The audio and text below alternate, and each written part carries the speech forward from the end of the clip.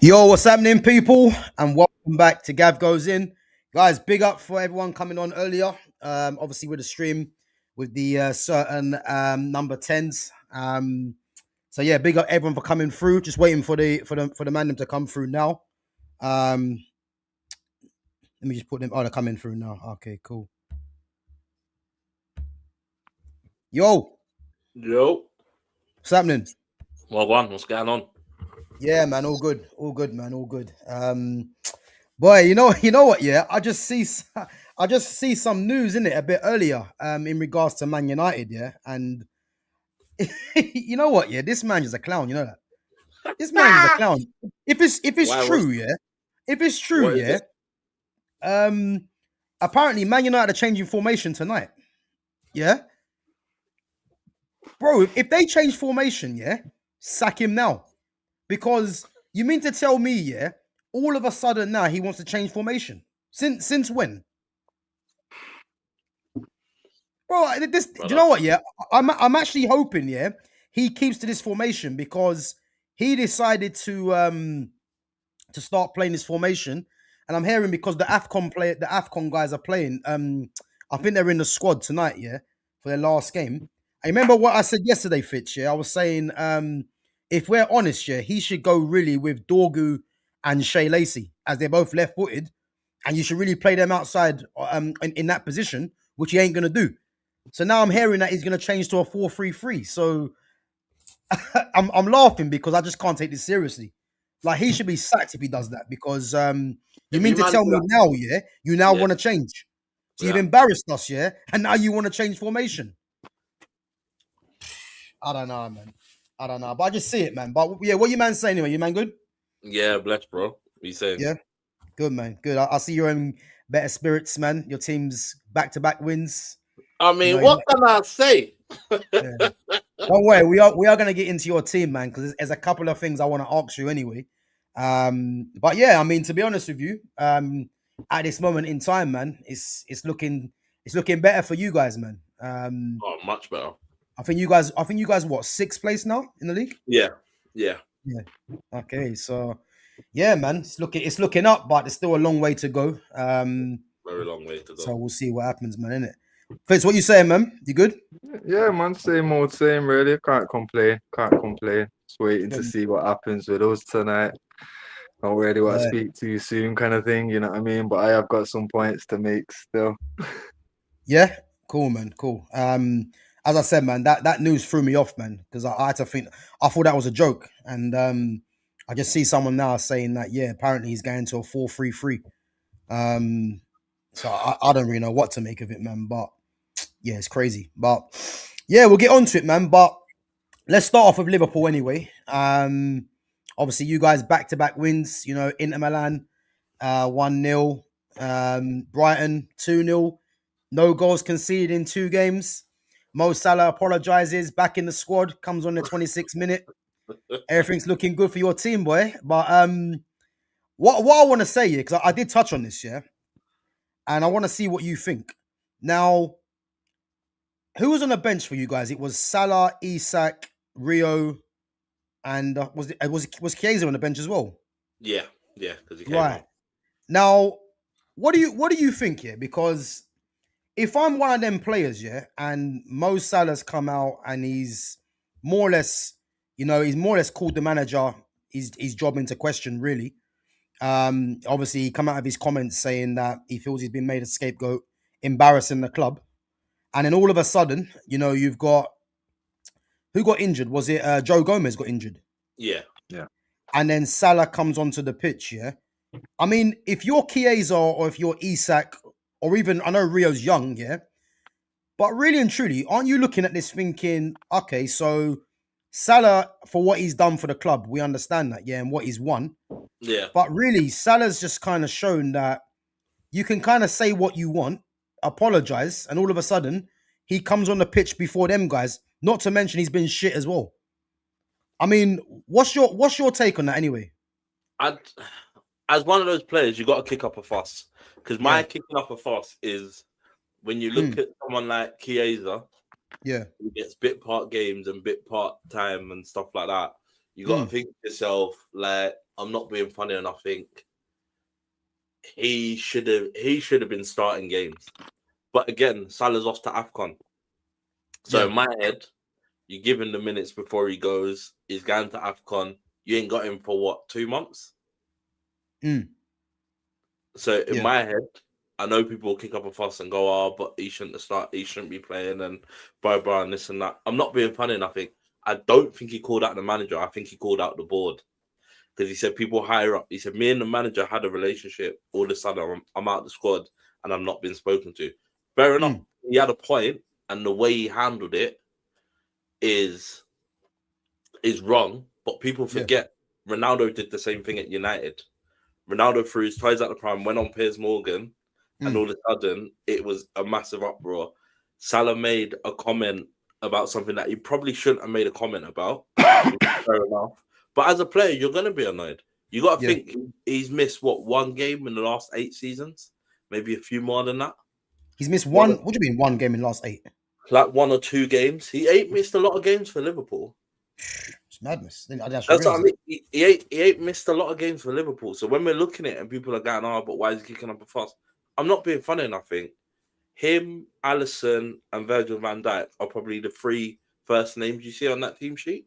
Do you know what I mean? So in his head, he's looking at it and going, "I've been a club servant for the last 8 years or however long I've been here, and you guys have then automatically just thrown me under the bus." But it's a bit like the Jamie Carragher stuff. Like Jamie Carragher. But you know what? Have they thrown him under the bus though? Do you think they have? I don't think the club did, but I think he was made a little bit of a scapegoat, as in things are not going right. Why are things not going right? Rather than going, why is the manager making the same subs? Like nobody's turned around and gone, why is the manager making the same subs at the same point? Why is he not dropped Konate and put Gomez in? Why is he not? Do you know what I mean? All these questions will be up. Why is he not playing Calvin Ramsey? All these questions will be asked. But again, I don't know who's asking these questions again. Because even when he made the comment about Konate's at the scene, like the scene of every crime. Like, I'm not being funny. You make them comments, I'm dropping you after that. Yeah. Do you know what I mean? You make them comments, I'm dropping you after that. You think Harry Maguire could have that many bad games and then Amorim still play him? Boy, yeah. Yeah, I do. Yeah, I do. This man is a clown, man, so anything's possible. So, but no, as I said, man, I'm just like, because the thing is, I get it. Yeah, like people will be saying, look at what Salah's done for the club. But I'll be honest with you, man. If you're a Chiesa that hasn't been playing too much, and even like an Isak, because obviously Isak now, for me, is firmly on the bench now for Ekatike. But it's like they surely must be looking at it thinking, well, yeah, regardless of what Salah has done for the club, he's come out and basically thrown the club under the bus when you think about it. And then all of a sudden, someone gets injured, and he now comes on before those players. So you know that could create disharmony amongst the squad. You know what I mean? So it's odd, man. It's odd. I mean, Fitz, what do you think of that? Do you think I'm right on that, or do you think it's a case where Salah gets a pass because of what he's done? No, I think you're definitely right about that. Like, I don't see how Salah can say what he said and then the next possible game he comes on. Like, obviously, 26 minutes was only because of the injury to Joe Gomez, but to come on 26 minutes after saying that, it's a bit of an outrage, really, especially considering he's got the AFCON that he's going to. Slot, if that was Fergie, all I know is Slot would have been going to the Africa fucking Cup of Nations, not knowing what the fuck he's coming back to. Yeah, I agree. He'd have left that air of uncertainty, but I feel like Slot felt like having that air of like he didn't want it. For me, that creates an environment where now everyone that can play on that right wing is going to be performing for the next fucking 4, 5, 6 weeks. You know what I mean? But now everyone's going to be seeing it as fucking, as soon as he gets back, he's straight back in the starting 11. You know what I mean? But the thing is, I don't think he was particularly thrown under the bus by the club or by the manager. Let's be real. Like, I was seeing a lot of Liverpool fans asking why Salah keeps starting. And then as soon as he was dropped, I heard the same fans talking about, oh, see, we was right. He got dropped and now we're winning. Yeah. It went like, yo, he was thrown under the bus by the Liverpool fan base, mate. It weren't by the Liverpool fucking manager or the board. It was the fans. Yous lot always, all of yous wanted him to be dropped, and then when he did get dropped, you were all fucking justified in that because, like, look, he's won that first game that he was dropped. As soon as you didn't win that second game, he was dropped. Now suddenly, is the manager? It weren't the manager that was calling for it fucking for 3-4 games before that, because he kept starting to every Liverpool fan's frustration. So for me, I feel like Slot's just seeing it as, you know what? I want to dead this off as quick as possible. I don't want the conversation to happen, because that was the first thing he said in the post-match conference, isn't it? Like, not even the conference, the interview directly after it. He said, obviously, to me, that would tell me that that's the end of the story. But I understand there's people that still want to talk about it, so let them talk. It's like, well, yeah, everyone was going to talk about it for the next month, but that was probably going to be the best thing for everyone at the club. Because Salah shouldn't feel like his place is already earned. Like, that's what he's already said with his own words. He's earned his space. Like, he shouldn't feel that way. Every player like Chiesa and everyone else that's underneath him in the pecking order should be looking at it like, this is bullshit. Yeah. You know what I mean? And I guarantee the joke is, if Chiesa started throwing his toys out now, he ain't going to get the same reaction. He'd have been gone. Yeah.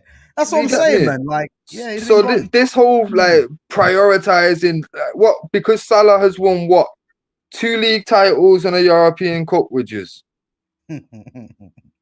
Is this really worth fucking everything that your club stands for? Cause no player is bigger than the club was the phrase I was always brought up on as an Alex Ferguson fucking student. You get me? Beckham, Stam, name a man that felt they was too big, they was gone immediately. It didn't matter. Bex was benched against Real Madrid. Come on, nearly pulled us back into the game with 2 fucking incredible goals and was sold that summer, bro. You know what I'm saying? Come on now. Come on now. There's no managers like that anymore. You name me a manager that would do that now. But bro, that's what's wrong with this fucking game. That's why all these star football players feel untouchable. Yep. The fuck is this? Look at Sancho, bro. Sancho decided for the next, this season, last season, and the season before, he's been on loan. Yeah, he spent 3 out of 5 fucking seasons on loan, knowing full well that he's got the power to run this shit down and da-da-da-da-da. That's why these players do this shit, bro, because there's not one manager out there that will say, fuck this guy, put him with the kids, let him rot. Yeah, but you know what though, Fitz, though? Then again, the thing with Sancho there, that's a bit complicated, because I think he was mismanaged by this club in the first place, you know. Yeah, and I think he was the way they handled him, I didn't agree with, man. So bro, I hear it, but would a Sancho, would any player have had the nerve to do what Sancho has done for 3 seasons, knowing this is his plan? Would they have done it back in the day with Wenger, Jose, Alex Ferguson? Not a chance, bro. No, but the thing is though, yeah. Just quickly though, yeah. The thing on Sancho's side though, I don't believe those managers would have handled him the way that these managers would have handled him. Yeah.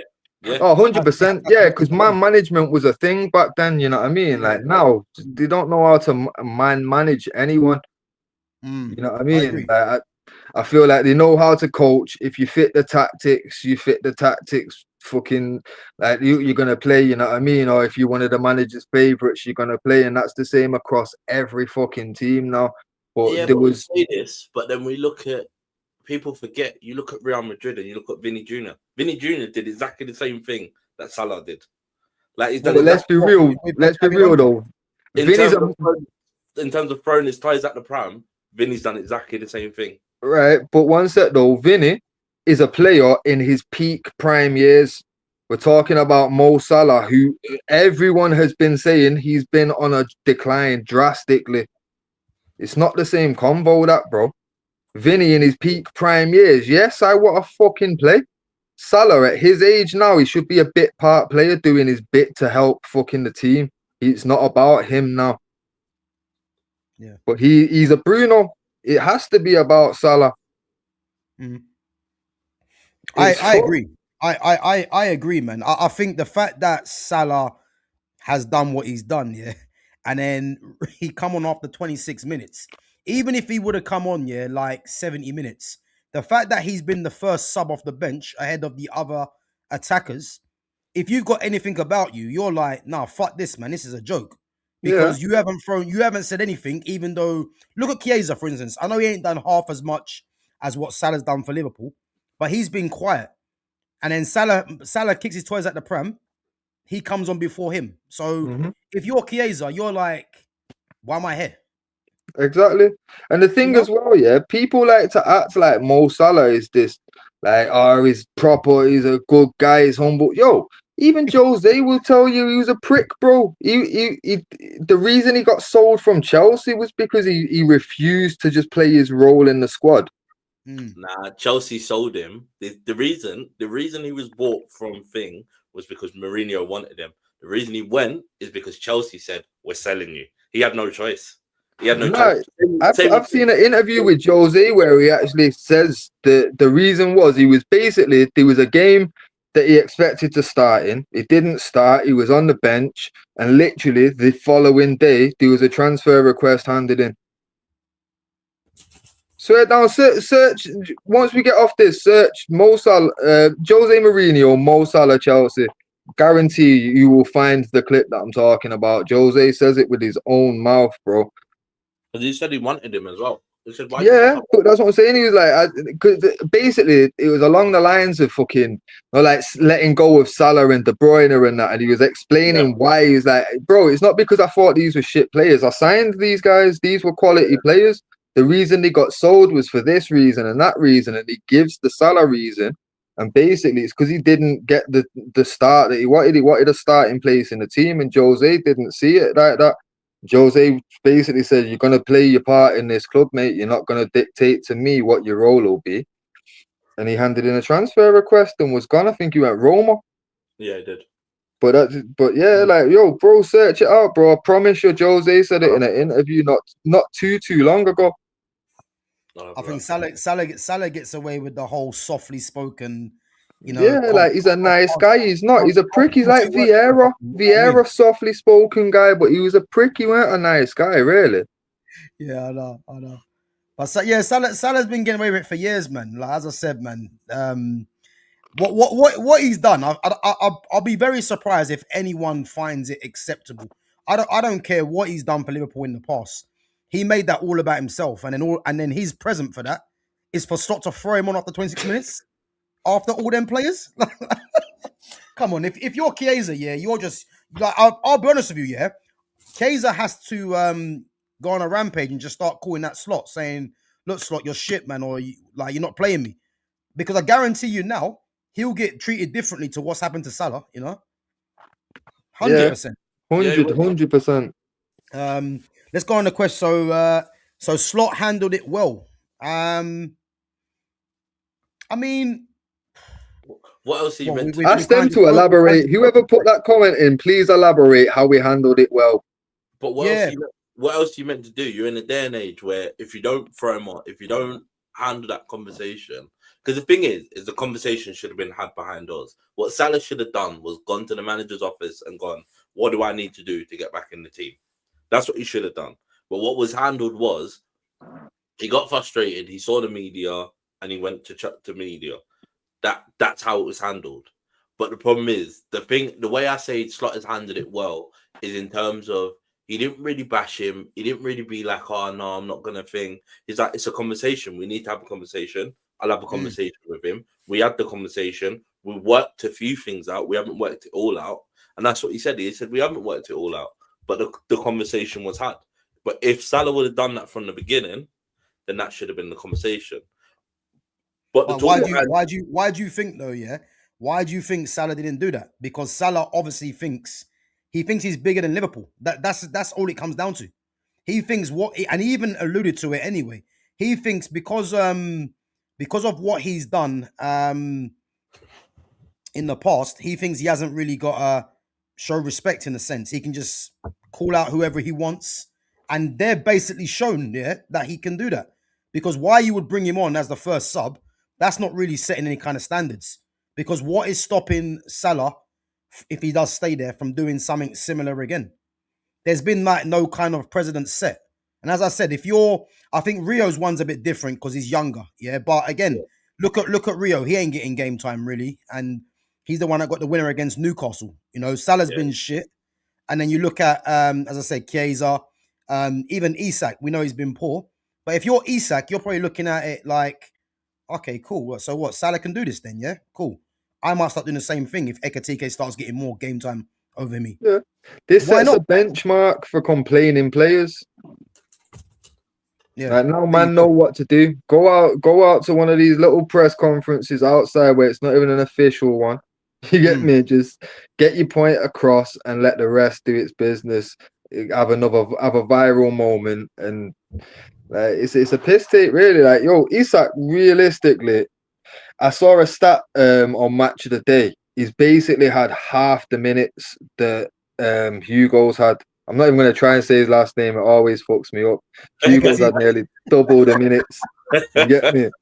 But fucking, like, yo, Isak's going to eventually, it's near Christmas. We're halfway through the season, bro. Isak's going to look at stats like that and be saying, yo, we can find a way to fit 2 man in this team now. Like, don't, you know what I mean? And now Salah has shown him, look, this is how you do it. Yeah, I'm telling you. If he walks out after a training session and says, I'm the transfer fucking like deal of the summer, I've only just come to this club, I've not been given a fair chance, blah, blah, blah. Slot's under pressure. Yeah. And Isak's in every right to do it, and he'd have some valid points to make. You know what I mean? Like, it's a piss take. Like, Salah, as somewhat like one of the leaders in the locker room and one of the guys that should be setting that professional tone for all the youngsters below him. Yo, he's just put a stick of dynamite in the locker room and just seeing if anyone's got matches. I'm telling you. I agree. And I think the thing going back to Isak as well, yeah. Because you got to think Gakpo's out injured, yeah. Salah's going AFCON. There's probably even more reason now for Slot to change the formation and play 2 up top. Yeah. But if he didn't change the formation and kept going with, because again, Ekatike can play from the left as well. But if he kept going with Ekatike playing through the middle, how long is it going to be before Isak starts doing? Because he's already shown that Newcastle, he don't give a damn. He'll start forcing stuff, and he's just seen Slot just get buoyed off. Really, let's face it, yeah. And now Salah's back in. Because I'm not even buying the whole he's going after AFCON, and because even the reason, yeah, if he's going to AFCON, just leave his ass on the bench, show him who's boss. But he brought him on for 26 minutes. And now people are going to start saying, oh, we got an assist. And then, oh, we need Salah now. You see what I mean? And I know what you're saying, but again, it's all about the narrative, innit? Because to me personally, I think that you've got so many attacking options, it's fucking unreal. Like, you've got so many attacking options, it's unreal. Like, to me personally, what I would have done was I would have started Chiesa in certain games. But to me, that's because when you look at his work rate, you look at what the man does off the ball, you look at what the man... But again, his injury record speaks for itself. So I don't know how many minutes he's going to play. A bit like the whole Joe Gomez thing was starting for Konate. I get probably why he didn't want to start him, because if he gets injured, he's fucked. We're fucked. Yeah. We've got no other centre-backs. And you're not talking about playing Grav at centre. Do you know what I mean? It's just ridiculous. So to me, I get it. Because you sort of got to manage what you've got. You've got a lot of... But to me, like, I don't understand why he's playing all these different people right back when you've got Calvin Ramsey. Like, Calvin Ramsey, for me personally, is quite a brilliant little player. Like, when we bought him, he was injured, and then he's had 2 years of, like, this road to recovery. I think you've spoken about him a few times, isn't it? The kid is freaking quality. But again, when you've got Frimpong out, you've got Bradley out, you've got all these players out, and you're playing Curtis Jones, you're playing Szoboszlai, when you put Szoboszlai right back, you're taking away from his work rate in the middle. When you put Curtis Jones there, you're taking away the guy that can hold a ball like that is really difficult to get a ball from. Do you know what I mean? Yeah. So to me personally, why would you not just play a natural right back? Give one of these kids a chance. Do you know what I mean? It's just, it makes no sense. Yeah. I think Joe Gomez, though, has been playing because he's obviously a centre-back anyway, but he's more solid, more dependable, innit? But I think the very fact that I'm not sure if he's out for a long while now, but I just think in terms of how Slot sees his team, you know, I think there's certain players there, if I'm honest with you, yeah, especially in the attack, they should really be questioning what's really going on, if I'm honest, because again, Kaiser's definitely one of them. And again, Kaiser's not someone that is gonna start making, like, causing noise. But as I said earlier, man, I think you can't really blame him if he starts, because now you're gonna look at Slot. Slot is gonna depend on him, really. Gakpo's out injured, Rio's young, Isak's out of form, Ekatike's in form, Wirtz is out of form, and you got the likes of what's his name? Chiesa again, who hasn't really been getting game time. So it's one of them things, man. Guys, maybe 1 minute, yeah? Guys, big up to Flawless Sarcasm City TV. Big up. Guys, make sure as well you go over and follow Flawless on his channel, Sarcasm City TV. Big up my guy for the raid, man. Big up. And guys, yeah, run up the likes as well. So yeah, just going back, man. So yeah, I think in terms of the whole Salah thing, again, he's off on AFCON, so Slot's gonna have to kind of figure out how he gets, because I mean, Isak needs to play, let's be honest. And I think he will play though. I think because you got to remember when him and I don't think he'll play two up top. I think he'll still play the three up top. Yeah. I just think Ekatike will go to the left. But again, they'll interchange between them because Isak likes to drift out to the left. So it's interchangeable. It's not. But again, it's just one of those things where it's like, this might be the best thing. Because to me, Gakpo needed a little bit of time off, so to speak. He needed someone else to step in. Do you know what I mean? And I just think Ekatike is just on the ball. That kid is just on the ball. He knows where the goal is. He knows what he's doing. Like, it's ridiculous. And I just think once him and Isak click, it will just be ridiculous. But again, it's getting him into the team. And I think at this point, AFCON couldn't have probably come at a better time. I hear it. But we're gonna have to wait and see, man. Let's go through some of these questions, just comments quickly. So he left the doors open for Salah. I think Salah should go personally. Yeah, I mean, if we're honest, man, they're giving the big contract, man, and he's just laughing. He's Salah's on the big money. He's been playing shit. Called the manager out, back in the team, going after AFCON to try and win a trophy. Boy, just shows you, innit? Really, just shows you. But yeah, whether he goes in January, I mean, personally, I can't see it because there's no one that's really been lined up as a replacement. So I think it's an end of the season thing for Salah, if I'm honest. They're talking about Semenyo. That's what they're talking about. So what? They're going away from the left-footed then? Yeah, they're talking about Semenyo, apparently. Yeah, he's done out here, man. This is the conversation, apparently. Apparently, the conversation is that if he is to go in January, they're talking about selling him to Saudi for like 100 mil or whatever it is. What, and then getting Semenyo in January? Yeah. Boy, do you know how much he's going to cost in January, Semenyo? That's going to be big money in Jan. 80 mil easy. Fuck knows. But that's the conversation, apparently. Okay, no, that's crazy, man. That's crazy. Let me see. Gav, would you take someone like Lavia or Amadou Onana at Man United? Bro, we got Manuel Ugarte, man. Like, come on, what are we doing here? We've got Manuel Ugarte in midfield, Bruno Fernandes, who I can't stand, and Casemiro's the wrong side of 30, and Kobe don't get game time. So, bro, I'll take a five-a-side player playing there right now. That's the honest truth. You know, Lavia I know is injury prone, but bro, I'll take them guys in a heartbeat. but we're not getting either one of them. Like this manager, if he somehow survives, is looking at Conor Gallagher. We're finished. We're not a serious outfit. I'm telling you. But I'm just hoping, yeah, Ineos and the fact that Ratcliffe was going mad the other day with Wilcox, yeah.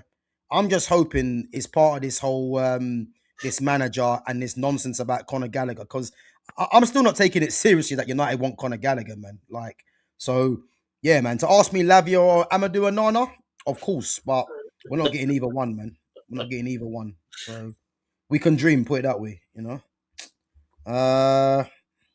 Verts is moving in the right direction. Again, if you play Ekatike and Isak, yeah, I mean Verts on the right hand side, like square pegs in round holes, man. Verts is a 10, or you play him in a 4-3-3 from the left. But if he's gonna have to accommodate Isak and then go on the right hand side, boy, I just don't know, man. You know, Jeremy Frimpong's more suited to that. Yeah, he is. You know? Yeah, big up my guy Flawless, man. Big up, bro. Guys, make sure you sub to Flawless, man. Sarcasm City TV. Just reached 16K the other day, man. Make sure you sub to him, man. If Liverpool should get listen, I spoke about this. Yeah, he is the replacement for Salah. Yankuba Minte, African, you know what I mean? Black, pace, power, left-footed. He's the replacement for Salah. I'll tell you now, if they miss out on him, yeah, then they've missed the trick. Because I'm telling this now, yeah. There's something I've seen in this player, and I think he's gonna be, you know, there ain't too many wingers as such in this league. You know, you get wide forwards, 10s from out wide. Yeah. But I think he could be probably like a Jeremy Doku. And I think he's more techie than Jeremy Doku. So yeah, I think Liverpool need to kind of snap him up as a replacement. So if they're going for Semenyo and they want to go away from the left-footed player from playing on that side, you know what I mean? I don't know how it's going to work, because yeah, Semenyo will cost a lot of money, and Semenyo really has to play on the left-hand side for me, not on the right. So yeah, man. Big up to Babs One Diva each and every time as well. He's back. Big up to Rinser. Yo, can we touch base on the fact that Verts is competing with goalkeepers for assists in the Prem? And what's other goddamn hair flicks? Man looking busy on field. Listen. 0019 Verts, you know. Listen. Let's not even get into it. You guys just survived, man, the other night, man. So I'll tell you something as well, yeah. 2 own goals. 2 own goals. Head is. You're not gonna laugh now, yeah. You see when Wolves you see when Wolves equalized? Yeah. Bro, I was setting up a stream, man, to go live. I had it all planned. I had it all planned now, yeah. Boy, I went upstairs, I come back down. I'm just hearing Gabriel Jesus running off. And I just thought, nah, man, I'm cancelling the stream. bro, it's criminal, bro. It's absolutely criminal. I was upset, man. I ain't gonna lie. I just don't understand how Arsenal fans have the audacity to talk about Verts when Odegaard is out here doing up little shuffles outside of when Aston Villa are scoring. Like, what are we doing here? Like seriously. Like they're going, but it's not our first team, bro. Listen, I don't give a shit. You buy replacements. You buy replacements to replace the players you have on the field. So when they get injured, you have no problem. You don't buy replacements going, he might not play throughout the season. Big man, when they bought Leone was going to take over Konate. Like, it's not like they were buying to be like, Leone's coming to sit on the bench. He weren't coming to sit on the bench. Do you know what I mean? You don't buy players just to come and sit on the bench. They're not coming to sit on the bench. Isaac is not coming to sit on the bench. Ekatike is not coming to sit on the bench. So when you got Mosquito and Hippia and Hikape, and they're going, but they're not as good as our 2 first. Listen, it makes no difference. The year we finished 3rd, we had Fabinho. I think we had like Fabinho and we had like Henderson playing centre back. So, like, I don't ever want to hear an Arsenal fan turn around and tell me about, but we can't do such and such. Listen, I don't give a damn. At the end of the day, when you buy replacements, you buy them to make sure that no level drops. And that them man ain't serious anyway. I mean, they're only 2 points ahead of Man City now. Like that's their biggest problem. If And they they would got have to play opened Man up a bit of City. an 8 point gap or something like that, I'd have been like, do you know what, man? I'm not gonna lie, man. I'll be worried. Them man are 2 points clear, man. Who cares? Like, look at Villa. Look at what Villa Yeah, are doing. yeah, bro. You Yeah, see what I mean? yeah. So don't worry about them Villa, guys. Villa, When them guys are third, man, you'll see what happens. You know what I mean? Villa are unbeaten in what, 9 games, 10 games? Something like that. And have a guess who Villa got next? It's Yeah. mad. The manager that wants to change to a 4-3-3, apparently. So It's mad. yeah. But anyway, guys, make sure you're smashing the like button. Make sure you're subbing to the channel. Make sure you share the channel as well. And make sure you follow both Fitz and Jonas. So their link to their socials is in the description. Yeah, so make sure you guys go over there and give them a follow, man. But let's discuss the performance anyway, because I didn't really see the game, Liverpool and Brighton. I mean, did any of you see the game? Yeah. You see it, yeah? Yeah. What do you think? Was there any good performances? I mean, another clean sheet, which is going to be good for the confidence. But they had chances. They had like 2 or 3. There was one where I can't remember what their striker's name is, but he goes through. Oh, what, Rutter? No, not Rutter. Who's I think he's South American. Oh, Gomez? Yeah, it might have been Gomez. Yeah. Gomez gets through and he hits the outside of the post. Like they had opportunities. They did have opportunities, but Liverpool just took their chances.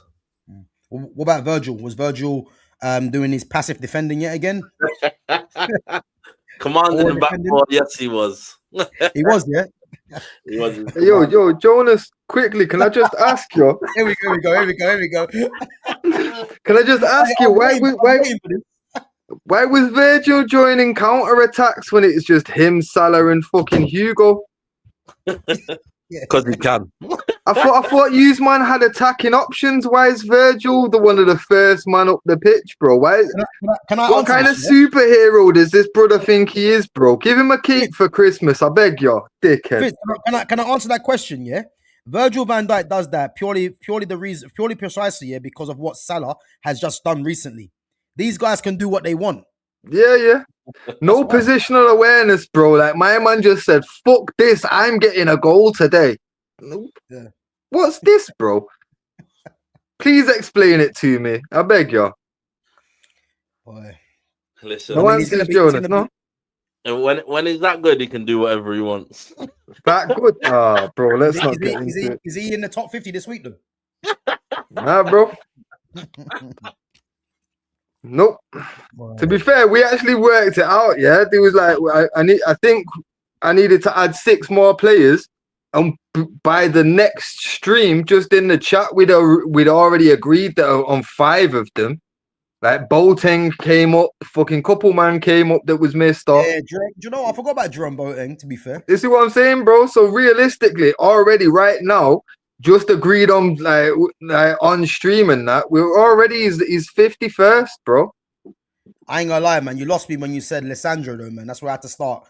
Bro, no. I had to give options and arguments because I knew you'd have to turn certain guys down. But when I'm telling you, on trophies alone, Lissandro, bro, he's won a World Cup. He's won a Copa America. He's done bits, bro. You can't knock him for what he's won. Just on medals alone, my man's competing with Virgil. Yeah. But obviously, actual game, nah. But the point had to be made, though. You get me? Like, right. Militao shits on him for fucking medals, but obviously he didn't give me Militao either, you get me? Which I can understand why. But it proved the point I was making, that at least these men are consistently good and do it at top levels. Virgil can't, bro. Let's move away from Virgil, man. He's getting. To be fair, he's catching straight for no reason. Jonas better start praying I don't do a right midfielder fucking list and just knock Salah out of that bitch as well. Listen, I'll have a field day for that. Yo, let's be real. We can easily think of 50 right midfielders right now within 10 minutes that are better than Salah. So that one's, we don't even need to waste time on it, do we? Bro, you might as well throw in Stuart Ripley for that one. You know what I mean? Bro, you know what was mad? Someone asked me to do Liverpool's all-time 11 the other day, yeah? And bro, on the right-hand side, I put Steve McManaman before I put Salah. Ooh, McManaman, you know.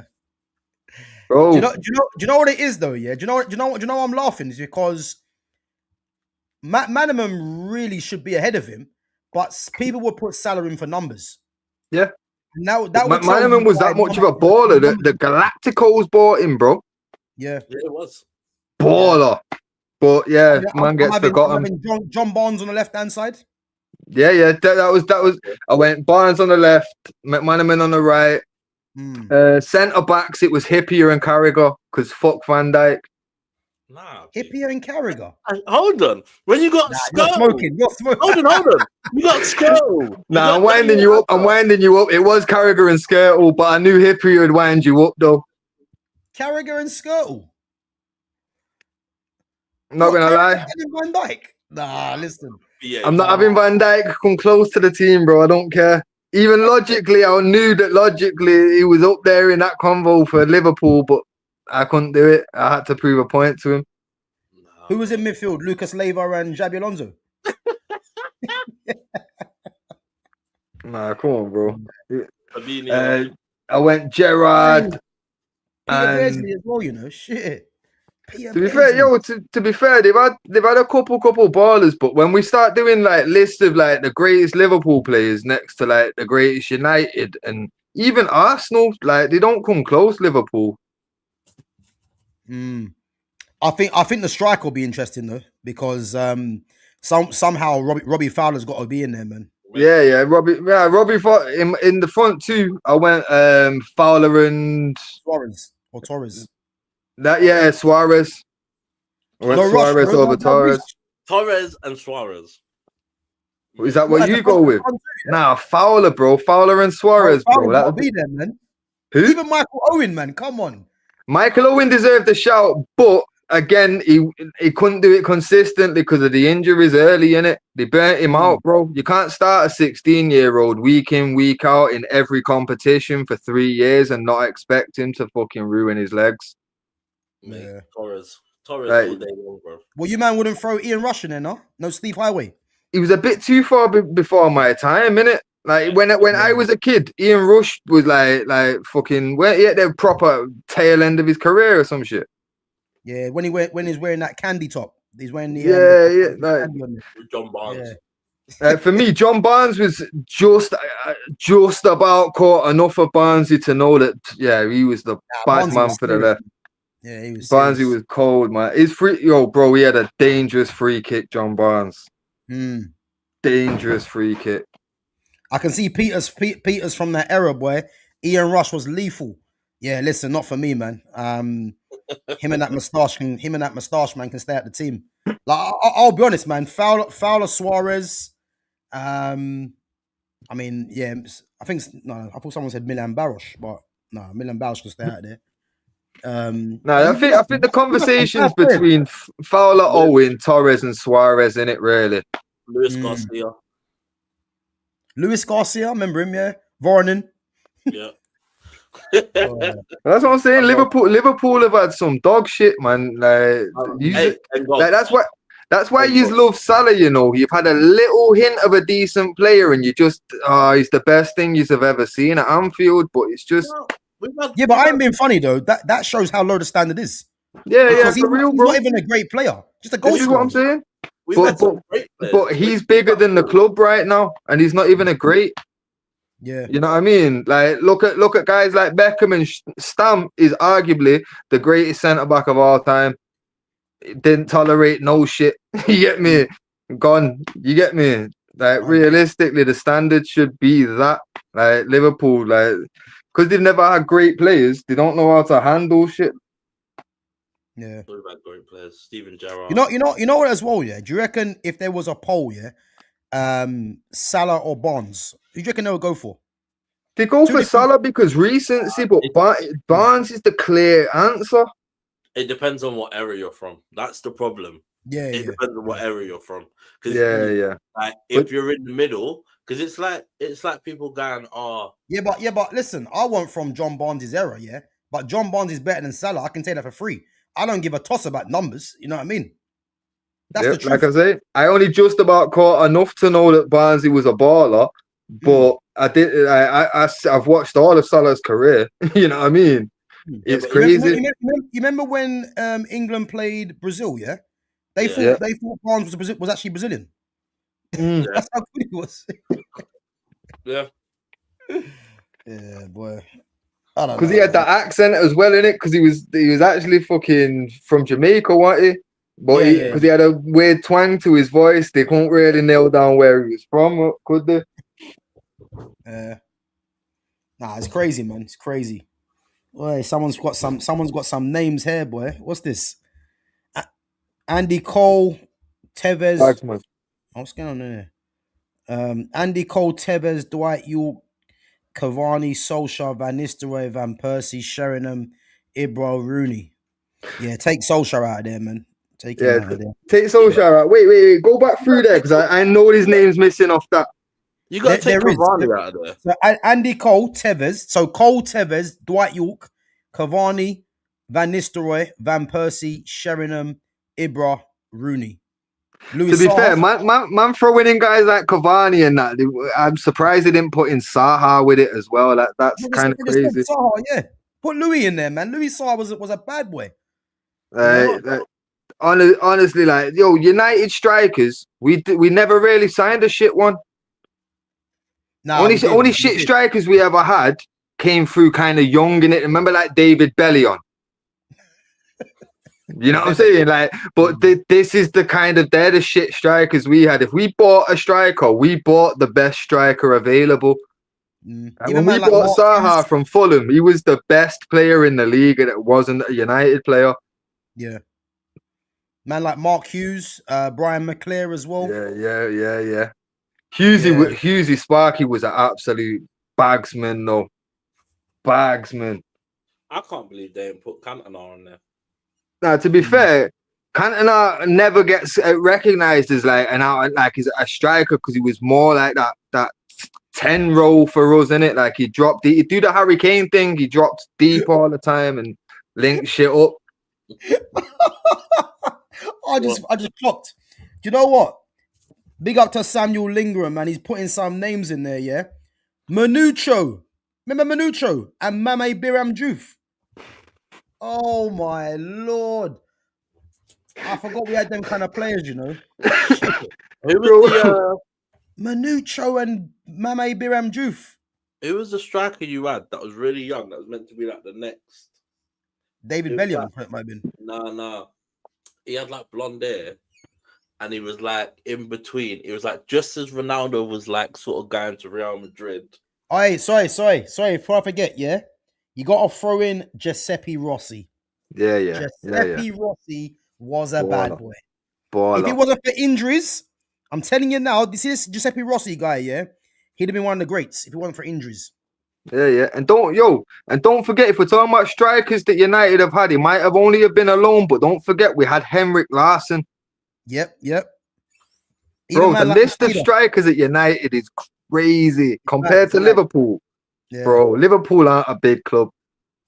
Federico Makeda as well. Remember one of the most European trophies. Who has? Liverpool in England. But bro, that was back with Dalglish and fucking Keegan. Get a grip, bro. Listen, that was back when you man had candy in your top, man. What are you talking about? Don't worry about that. How many have you won recently? Yeah. How many trophies are in your cabinet recently? Yo, if we're going in our lifetime, are we not equal?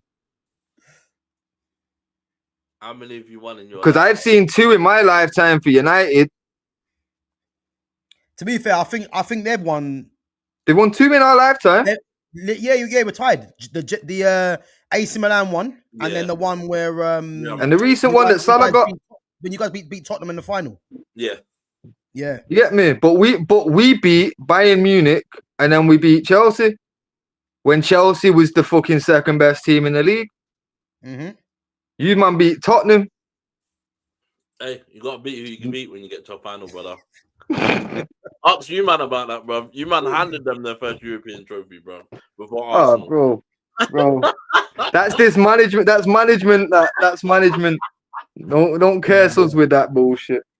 Hey, listen, you can grill us now, man, because we're in the pits of hell, man, with this fucking manager. So all I want to ask is, who the fuck are you lot paying at Man United to get Monday night games, bro? That's how much we've dropped, bro. That's from Thursday to Monday. That's not a good thing. We got the games that fucking Burnley would have got or some shit. You know what I'm saying? Yeah. What? You think it's a good thing we're playing Monday? Mate, you got one game a season and you're playing every Monday. What is this? Bro, Jonas, do you know how jarring it is to fucking have to wait until 8 o'clock on a Monday night to watch your team play? Bro, come on now. No one wants to be in the stadium at fucking 9:30 at night thinking about what's added time going to be. This is fucking it's insulting that we're like, that was the first thing I clocked when I seen that over the last month and this month. There's like 2 games that we got that weren't Mondays. I was so insulted. That's an Everton flex, that. It's crazy work. Bro, it's madness, man. It's madness. 2 8 o'clock kickoffs in a row. Yeah. We've gone from Thursday to Monday. Yeah. Like, that's how bad it is now. At least you're on Sky Sports. Recently, we've only had, was it not the West Ham game that was midweek? No, that was on Thursday. That was the last game as well. Right, but that's what I'm saying. Every other game, apart from that game for like a month straight, has been Mondays, bro. It's disgusting, man. They're taking the mix, man. They're taking the mix. So they're just saying, you know what? These men don't have to worry about European football or even cup ties right now. So let's just get them fucking there, innit? Yeah. Pissed, bro. And in the meantime, you're getting people say keep this manager. and yet we've gone from Thursday to Monday. You know, some of these fans don't understand what it means to be on Monday Night Football, though. You know what I mean? Like for us, man, that literally, like, we've never gone a season not knowing Europe in some way. Exactly, and that's horrible. You know what I mean? It's my whole lifetime. This is the first time in 35 years that I've ever seen United go without a European trophy to compete for. Yeah. This is wild to me, bro. The thing is they've even added an extra cup in, and we didn't even meet that one, bro. That's what I'm saying. Oh, the disrespect is unreal, bro. Crazy, bro. Boy, let's get on to this joke of a club right now, anyway, because to call myself a Man United fan, it's not easy. I'll tell you that now. Yeah. Wait, can we not laugh at Tottenham first before we get depressed? Well, Tottenham got 3-0 by Forest, bro. Listen, we'll get on to them jokers in a bit, man. Don't worry. Yeah, that can be the pick us up. That can pick us up. Yeah. I don't get any satisfaction, man, out of getting onto Tottenham because we're not any better. I'll tell you that for free, yeah. But what I will tell you, yeah, you see this game tonight. This could be the start of the problem because we have got Aston Villa after this game away, yeah. I'm writing that game off right now. Right now, I'm writing it off. We've lost that game. That's a loss. Yeah, the form they're in, yeah. The form they're in, and to think that we're losing the AFCON players as well. Yeah, and go into them. Nah, it's over. Is that Villa at home? Yeah, Villa at home. To be honest with you, we're not winning that game. You know, the best we can hope for is a draw. But I just think write that one off, yeah. Now, as I said earlier, yeah, we're hearing that the team sheet's coming out in a bit, yeah. But I'm hearing this manager wants to go to 4-3-3. Yeah. If he goes to 4-3-3, he has to be sacked. Because this is the problem that I was thinking about, yeah, before. We can't stand this formation. People actually think, yeah, Man United are playing a 3-4-3. This is not a 3-4-3 formation. It's a 3-4-2-1 because you're playing with wing backs. You cannot play with wide forwards if you've got wing backs. Why is that? Because the wing backs are the ones offering the width, which means your 2 players that are in the final third of the pitch have to automatically become 10s. Yeah, but there's people out there thinking we're playing a 3-4-3. It's a 3-4-2-1. Yeah, we know this formation is shit. He's playing players out of position, etc. Now, if he changes to the 4-3-3, yeah. I'm gonna laugh my head off because it's like remember I said, yeah, he should really be playing Shea Lacey or playing Dorgu if he wants to continue with this left-footed players on the right-hand side inverted. Now we're hearing he wants to go to a 4-3-3. Why all of a sudden? Why is he doing that all of a sudden? That's what I want to know. Bro, he said it. He said in that conference that I was telling you about, where he was saying about that why he don't play Lacey, because he's got internationals that can start ahead of him. Yeah. 4-3-3 is a formation where he can have basically all internationals playing. There you go. You know what I mean? Like that.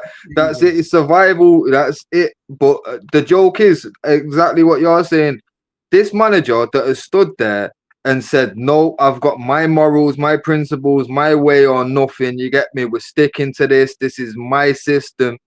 We've finished 15th and lost the final against Tottenham, and this brother now on a fucking Monday night against Bournemouth wants to change his bro. I'm ready to wait outside the stadium for this prick with a baseball bat. I swear to God, bro, I might have to join you, man, all the way from where I am, man. I might have to join you because, you know what? Yeah, he's actually taking the piss if he does that. I'm hoping for his sake, yeah, he just plays the 3-4-2-1 and keeps it moving. Because don't start changing things now. Why? Why are you doing that? This should have been done at the start of the season. This should have been done midway through last season, bro. Yeah. You know what I'm saying? This should have been, he should have come to the fuck. Let's be real. This should have happened last November when he arrived at United and seen the players he's got at his disposal. He should have said, "Fuck my system until I've got the right players in. Let's just do what will work." Yes, exactly. You get me? Any manager worth his actual fucking wage would have done that.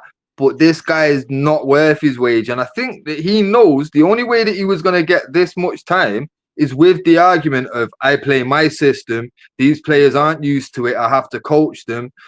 But let's be real. I think even switch it to a 4-3-3. Are you confident we beat Bournemouth tonight with that formation? Bro, so we got beat by Grimsby. Semenyo's going to ruin somebody, bro. Bro.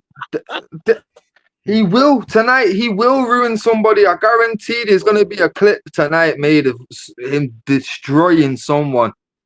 But I feel like I can already semi-predict this team is going to have he's more than likely going to put fucking Shaw out on the left and Delo on the right, and might start Martinez with a Euro. Cause I think the lit's still out, innit? The Lit Maguire are both out. I think Sesko's out as well. But they're saying that the AFCON players, they're saying Mbeumo and Ahmad are in the squad. So I don't even know about Mazraoui. But if Mazraoui is not there, yeah, the back three is going to be Lenny Yoro, Luke Shaw, and it's a choice between Martinez and Aiden Heaven. Yeah, but that's what I'm saying. No, I don't. If it's gonna be a back four, not a back three, yeah. Then it's gonna be he's gonna put Shaw back out on the left, Delo on the right, and then Martinez and probably a Euro or maybe a Heaven next to him. You know what I mean? Make more sense for Euro, because Euro's right-footed and fucking Martinez is left-footed, isn't it?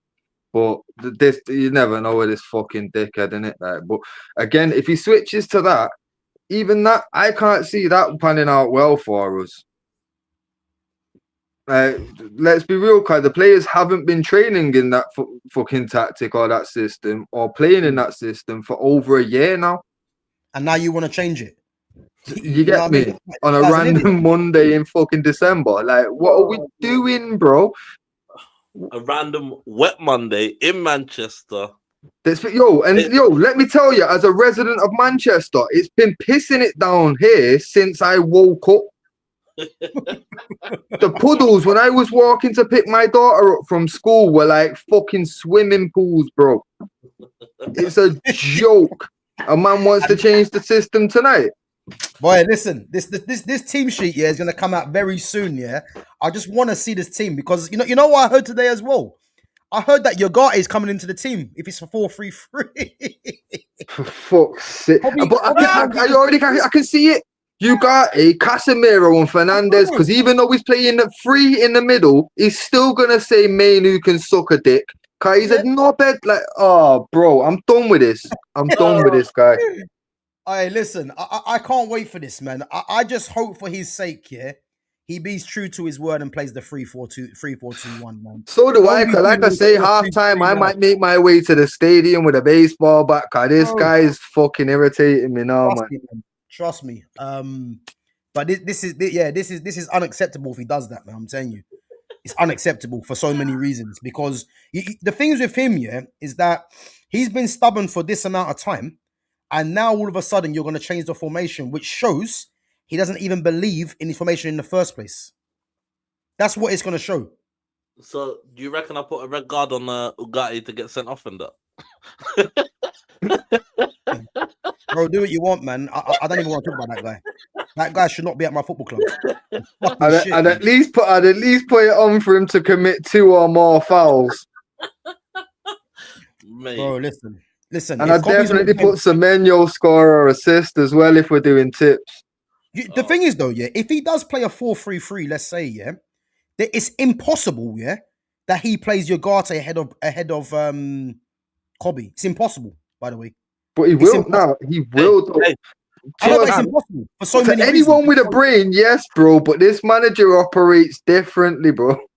It's impossible to play a 3 in midfield and one of them be Ugarte, because you're not gonna play Ugarte as a 6 because he ain't good enough on the ball, and you're not gonna play him central midfield. So it's impossible to play him.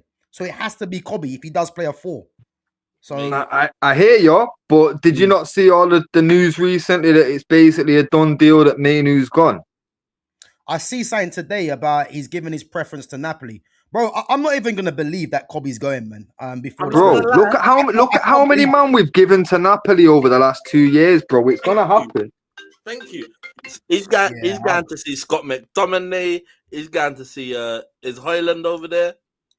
Listen. You know what makes me laugh though, yeah? If Kobe does go on loan, yeah, why is he choosing to go with Scott McTominay and Rasmus Højlund? Like, what's he actually thinking, really? Hey, listen, Scott McTominay got Player of the Year, bro. You gotta give him credit when credit's due, bro. Football's over there. He's going there to chill with his brethren and go, boy, I'll come here to play with you. You man are killing. That's what I'm saying. Them man are actually his boys, isn't it? Like, bear in mind, like when we won the FA Cup, when he scored that goal, I swear both them man was on the pitch, bro. Yeah. You know what I mean? Like, fucking there is people, you get me? I can see him going and enjoying himself. Nah, listen, man. I swear down, he'll ball out. Yo, bro, McTominay went there and balled out. You're telling me Mainu won't? Mainu's going to go there and look like prime Pogba. I don't want to see Kobe at Napoli before this manager goes. Nah. Unless he goes tonight, Sunday, or on the fucking day after Christmas as a late present for us. It's not happening, bro. You'll be gone by the fucking first week of January, Kobe. He ain't gonna be waiting round. I can't blame him. But I can't, bro. But it hurts me. It hurts me to fucking know it's gonna happen. Considering it, I've been praying it's not gonna for fucking months now. But it's gonna. Boy, I don't know, man. Let me go through some of these comments and questions anyway, man. Amorim just needs to try a different fucking formation when we are struggling in second halves. Man stays with 5 defenders on the pitch when we need a fucking goal. Bro, it's nothing that we ain't said already, man. I mean, I've never seen a manager, in my whole life of watching football, play against 10 men and still have five defenders on the pitch. I mean, who does that, really? Like, bro, have you ever seen a manager start 3 at the back and only play 1 centre back? Yeah, I have. Ruben Amorim. Have you ever seen a man play 3 wing backs but still have a 10-player actual wing back? Yeah. Wait, not even just that, yeah? Have you ever seen a manager play inverted wing backs? Inverted wing backs. Like, there's inverted forwards, yeah? He's playing inverted wing backs. Like, he's just taking the piss at this point. You see what I mean? Inverted wing backs. Why? If Ahmad starts cutting in from where he's meant to be positioned on the field, bro, he'll hit the corner flag. I'm telling you. The whole thing here is a shambles. It's a shambles, man. There's no way no one can make me believe in this manager. Because some of the things he's doing, I've never seen. And the man's only a couple years older than me as well, which makes it even worse. You see what I mean? You mentioned no way. With Ollie, bruv. No way. Have you ever seen that Wolverine meme? Do you know when he's spoken the picture on that? You might gonna have a picture of Ollie soon, bruv, wishing it was him, bruv. Bro, I'd rather Ollie here right now. That's how bad it is. Exactly. That's how bad it is, man. United needs time. The fans got to trust the process and let Amorim. Bro, you see all this bollocks now, this process nonsense, yeah? This is what Arsenal are doing. They've trusted the process for 7 years and he still ain't got a many title. And it's going to continue this season as well. I ain't trusting no process, man. I'll be honest. No way. But these are the type of fans, yeah, that they're the ones that are arguing that, we're doing better than we did last season.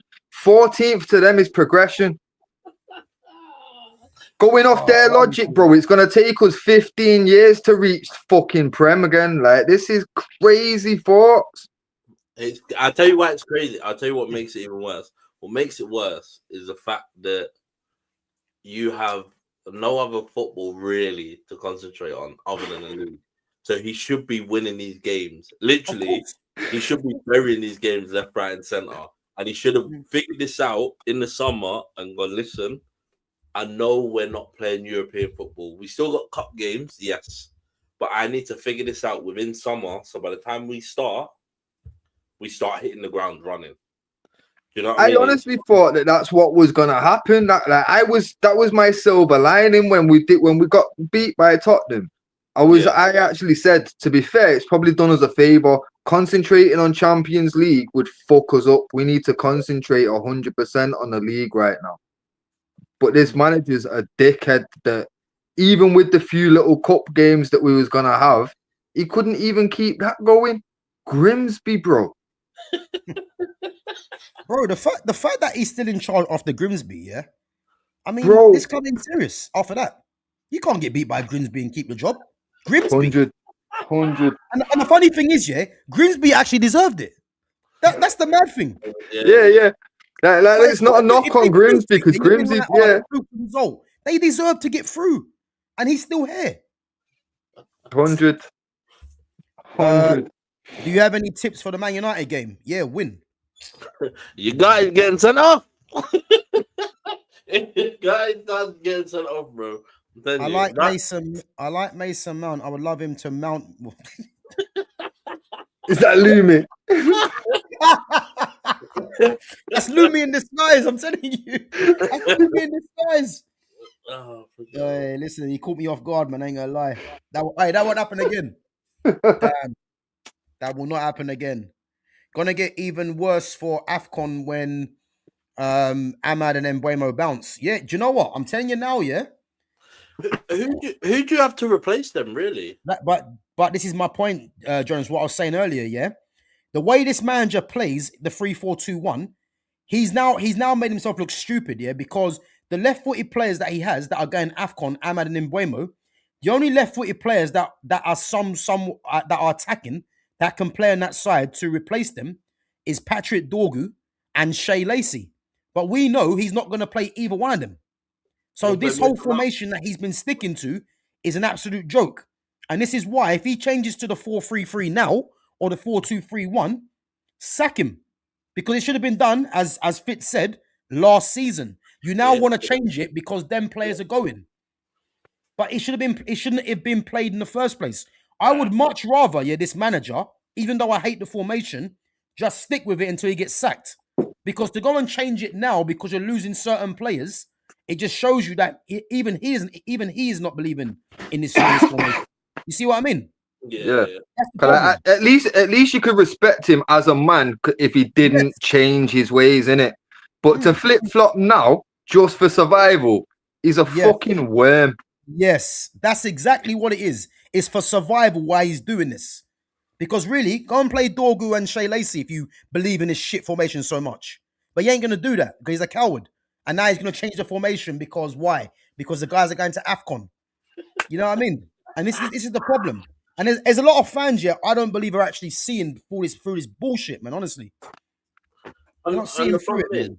And the problem is like you say, Benjamin Sesko's out, so you got Cunha, and you got who else have you got? You got Mason Mount, you got Cunha. Who else have you got up top?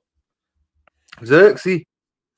Yeah, and Xerxes won't start tonight, by the way. Xerxes won't start. But that's the thing, though. People shouldn't even be thinking, Sesko's out, who did we play? That's, you know how disrespectful that is to a baller of Xerxes level, bro. Telling you. Hey! Sesko has food poisoning. What is this?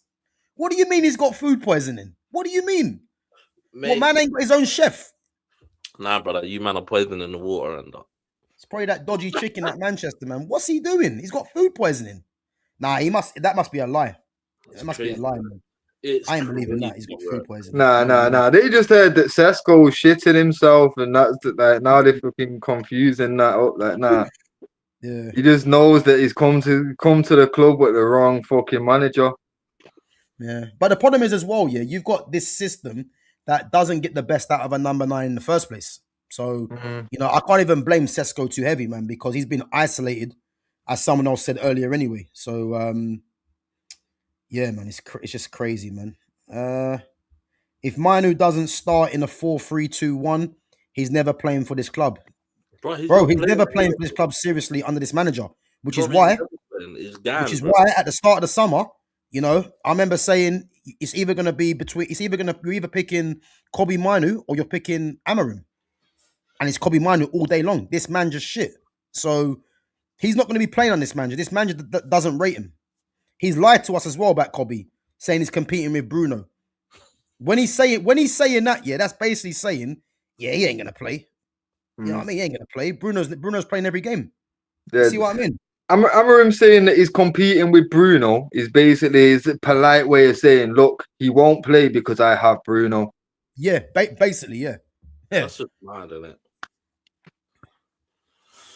Crazy, man. It's mad. Inverted wingbacks and that, I can't believe it. I'm telling you. Have you guys ever heard of inverted wingbacks? Seriously. Nah, you man are gonna see Kobbie Manu in that light blue Napoli shirt, bruv. Telling you, January 1st, New Year's Day. You know what, though? Saul from Breaking Bad. I like Saul, Saul. No, I'm not gonna lie. I feel like back in the day on one of them old football manager games, that inverted wingbacks were actually a thing. I feel like they were. I remember seeing the IWB. But that's what I'm saying, though. If that's correct, maybe that's where all this shit came from. Maybe Amorim was just cheating on Football Manager and now he feels like he's the fucking guy. Yeah, I'm telling you. I'm not gonna lie, I've got a formation on Football Manager that cooks up every time, but I wouldn't dare try it in the Premier League. You know what I'm saying? It's crazy. Maybe this is where it all... Yo, and to be fair, my formation might actually work in Portugal. Like, yo, legit, maybe that's where all this shit started from. Maybe Amorim fucked around on Football Manager one time, and that's where all this shit came from. It's the only way this system makes any sense. You know what? Fuck that. Someone in the chat, if anyone plays Football Manager, I beg you just simulate a season under them tactics and just see what happens. I guarantee they'll win the league, I bet it's one of them fucking cracks fucking for me. I'm backing it. Listen, man. Fuck this manager, man. He's an absolute clown, honestly. Mate. Bro, but that's what I'm saying.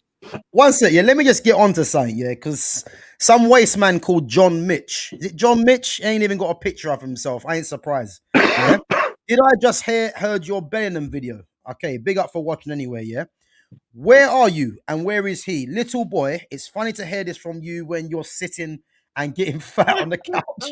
Your Jew plays in the Champions League. Right, let's break this down, yeah? Let's break this down. So, John, you're probably at home in your mum's bedroom, just typing away, keyboard warrior, cool, whatever, yeah? Football is about opinions, yeah? And the day, I'm well versed in football from playing, watching, coaching, etc., yeah?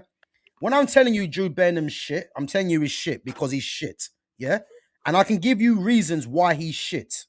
If you rate Jude Bellingham, that's up to you, man. That's your choice.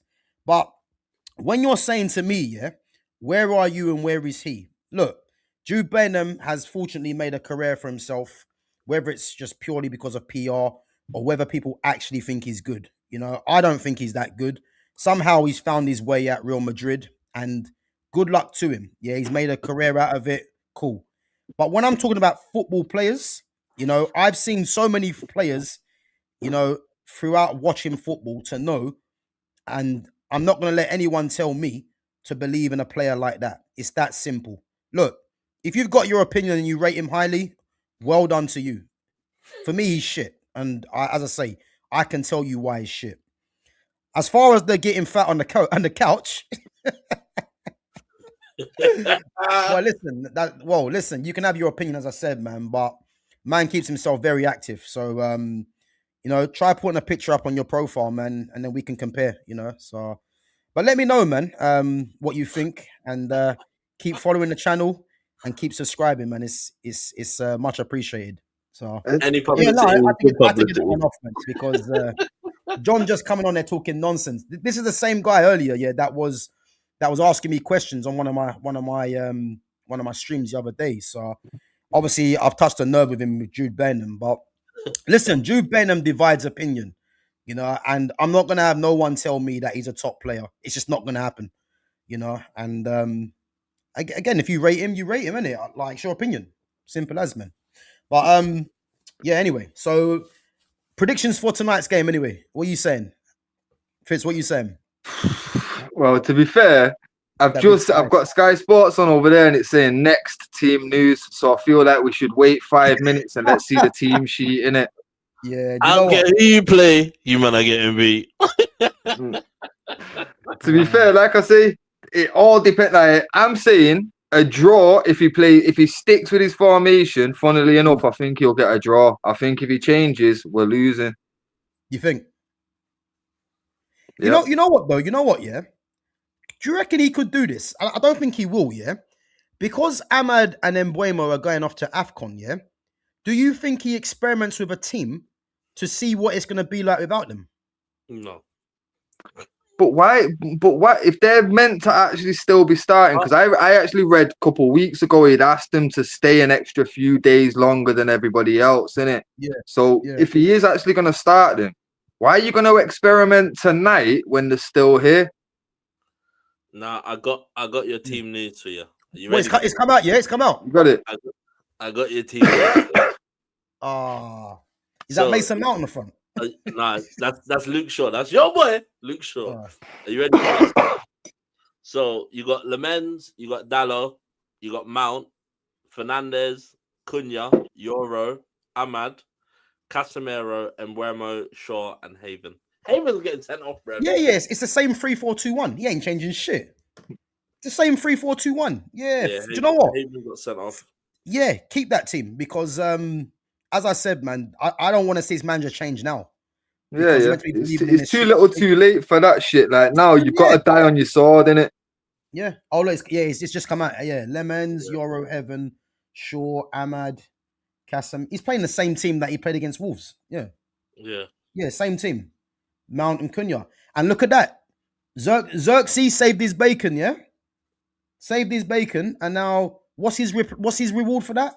You're back on the bench because Cunha's fit now. You see what a scumbag this manager is? It's just mad. See what I mean? Play another man out of position than play someone that can play it. That does play there. Fucking... He's a fucking idiot, this manager. I'm telling you. Dickhead. No, but this is the thing, though, bro. He puts Cunha there. Cunha can't play it. You know what I mean? Like, he can't play the 9. No, it's better. So putting a player, a quality 10 at number 9, doesn't matter that he's a quality 10. He can't play the 9. But you know what I mean? He's just doing what he wants, man. Like, he's in love with Mason Mount. Mason Mount was always going to play, innit? And Yeah, of course he was. he's got to justify. Maybe Loomis Amorim's fucking like missus or the fucking brethren or something like. Well, it might as well be, man. It's starting to make sense. It's a joke, man. It's a joke. And you know what makes me laugh, yeah? You know what makes me laugh? And this is how you know the standards are low at this club, yeah? I'm hearing people say Mason Mount put in his best performance since he's been at United. I should fucking hope so. He's been there for how long? And he's on 250 a week. What are you talking about? The joke is what people are doing, man. Seriously. Gav, You know what I mean? that was his first performance. Let's be real. Man talking about his best performance. Man put in his first performance. And it weren't even a great performance. It was just a performance. Madness, man. Madness. Can you name me a game that you've seen Mason Mount play in a United shirt other than that game that's been really top solid performance? Bro, he hasn't. And again, he's on 250 a week, man. So I should hope he's putting in good performances. How many millions that would have been paid and not done shit? Crazy, man. John, listen. Man didn't say your opinion wasn't valid. I said you're entitled to your opinion. But the reality is, I haven't got to listen to your opinion or take it seriously. That's just what it is, man. If you rate Burnham, you rate Burnham. I don't. End the story. Big up Niche fan says, Gav, I normally love your take, but I'm sorry, Jude isn't shit. Okay, big up, man. But tell me what he does well, and then we can debate. Because listen, I'm here for the Jude Burnham conversation. Because, as I said, man, the hype this guy gets is not justified, man. I'm telling you that now. It's like, as I said, man, if Thomas Tuchel's got anything about him, he just drops him from the squad, no questions asked. You know? 1-1 United, yeah. And Bournemouth, 2-1 Bournemouth. I can see it. Clivert and Semenyo. I'm telling you, it's going to be Clivert and Semenyo, bro. To be fair, they're the names that stand out to me too. I just seen their team sheet. Yeah, bro. Clivert and thing. No, Clivert's injured, isn't he? Nah, he's on. He's starting, bro. Who's he playing? Yeah, bro. On, bro. That's what I'm saying, bro. Watch him get in them pockets behind Casemiro and Bruno. I'm telling you, man. Mate. I won't be surprised if we do get beat, you know. Boy. I didn't expect Clivert to start, so it might slightly change my opinion. That. Yeah, I didn't think he was starting because I thought he was injured last time. I heard. He's been injured for a bit, hasn't he? So. Gav, I have a serious question. What formation should we play? We should have played a 4-2-3-1. I've been saying that from the start of the season. 4-2-3-1 for so many reasons. Ahmad's a 10, yeah, who can play out wide, obviously, but just play him in the 10, you know. And this whole, you know, that he's too attacking for that, or whatever you want to say. Ahmad's tenacious, so he can get back and help in the midfield. So I played Ahmad in the 10. Mbuemo's a wide forward, play him on the right. Cunha's a left winger, come number 10. He can play on the left. Joshua Zirkzee is the 9. Kobe and Casemiro in the midfield too. Patrick Dorgu at left back. Mazraoui right back. Lenny Yoro, Matthias de Ligt centre back. And Lamens in goal. And we keep it moving. That should have been the team from the get-go. But this man just never going to do that. And I'm past the point now of what team or formation should he play. At the end of the day, this manager is on survival mode. And his whole thing now is just trying to pick up points to keep the pressure off him. And as I said, until he's gone, my energy is going to be the same. It's going to be the same. No Bruno. No Bruno. Bruno's shit, man. Don't rate Bruno. I don't rate Bruno, bro. Like this whole Bruno and these Burnham talk, I'm here for it, man. These guys ain't good. I'm telling you. They have their strengths in terms of, you know, Bruno is someone that, in terms of... He's a luxury player. He's what? He's a luxury player. You cannot... You know what? You know what it is now, yeah? When we say luxury player, yeah, he's not that talented to be a luxury player, if you know what I mean. Like, luxury players are normally talented, but he's not that talented. He's just someone, yeah? He's very durable, but he's someone that is looked at because of numbers. You take him off all the set pieces, you'll get to see how shit he is on numbers. That's the truth. So, when people say Bruno Fernandes, the fact that Bruno Fernandes is at Manchester United and he's been given the keys to the kingdom to go and do whatever he wants, yeah, that's a problem for me. Because I'm used to seeing the likes of Eric Cantona, the likes of Wayne Rooney, the Van Persies, the Pogbas. These guys are your go-to guys. And now we're settling with Bruno Fernandes. I mean, are we even surprised as well, yeah, why Cunha's struggling? I know why Cunha's struggling. What was Cunha doing at Wolves? He was the go-to guy. He comes to Manchester United. Who does everything try and play through? Bruno Fernandes. Of course it does. I see Cunha doing crossing. He was crossing the ball. And he was number 9. See what I mean? So, yeah, this whole Bruno thing, man, like, I'm here for the Bruno conversation and the Jude Bellingham. They're 2 players I don't rate. I never will rate. And it's purely based on the kind of players that I've seen. You know, you guys know about the Aymars and that, the Pablo Aymars, the Riquelmes, the Ronaldinhos, the Zidanes, Tottis, Del Pieros, Bergkamps. I can't rate them players in the story. To me, and I always that's simple, man. I think if you would have stuck with Scott McTominay and got rid of him, I think Scott McTominay would have been much better in this side than Bruno Fernandes. Yeah, I agree. Do you know what I mean? And I like Scott I always thought, and I stand by this, I always thought Scott McTominay was going to be your next captain. Because that when you talk about giving for the shirt, that man will give you 110%.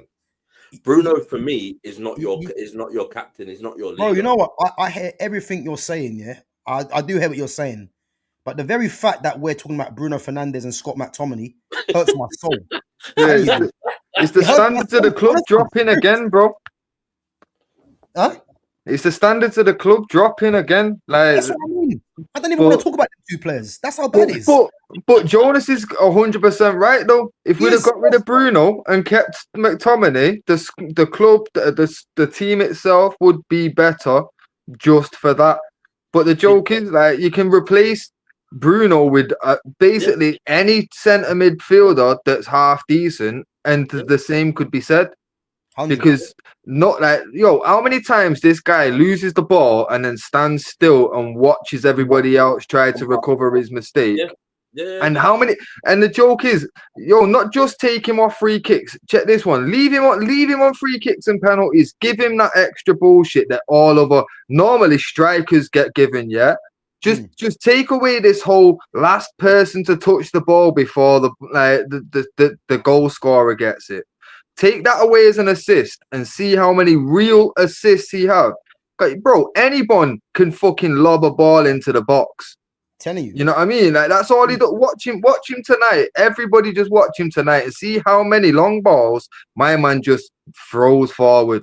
And as long as somebody finishes that, it'll get credited as an assist for him. And it's like, normally man have all the work to do once they receive the ball. It's never on the plate for him.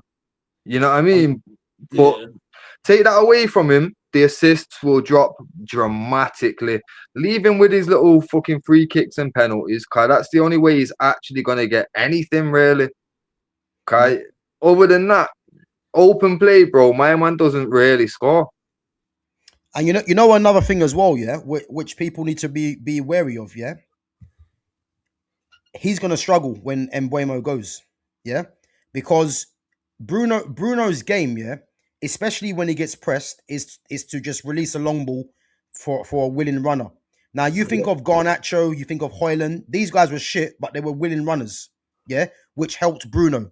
The only willing runner in this team right now, yeah, is not even Ama, because Ama's playing too deep anyway, yeah? But the only willing runner in the front line is Mbeumo.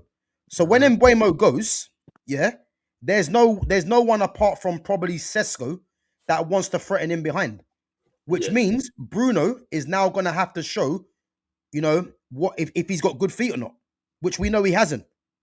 Man's like twinkle toes out there, you know what I mean? So we know he's going to struggle. So my thing is, yeah, how is Amorim going to cover up Bruno's deficiencies really when Mbeumo goes? Because Mbeumo is a massive plus for Bruno in terms of Bruno playing that long ball. That option won't be there. And you're going to see that against Aston Villa as well. But to be totally honest, though, bro, like Amorim's not been covering up anyone's deficiencies. You get me? Like everyone can still see Bruno loses the ball all the time. Like and there's nothing in play where it's like, look, we know he's gonna lose the ball, and this is what happens. Every time he loses the ball, it leads to someone shooting. Yep. You know what I mean? It's never dealt with smoothly. Like we're expecting it. We've trained this. We've got fucking drills for this. Like every time he loses the ball, he acts like it's a surprise, and everybody else don't know what to do. But you know what I mean? But like even if you lose the ball, so like for instance, I can't remember what game it was. I think it was the game where it was a Sunderland game. Where Liverpool drew 3-3. Yeah. And Sunderland had a chance last minute, and Chiesa come out of nowhere. Chiesa come out of nowhere and was on the line and saved the ball from going in. Oh yeah, I see that. Yeah.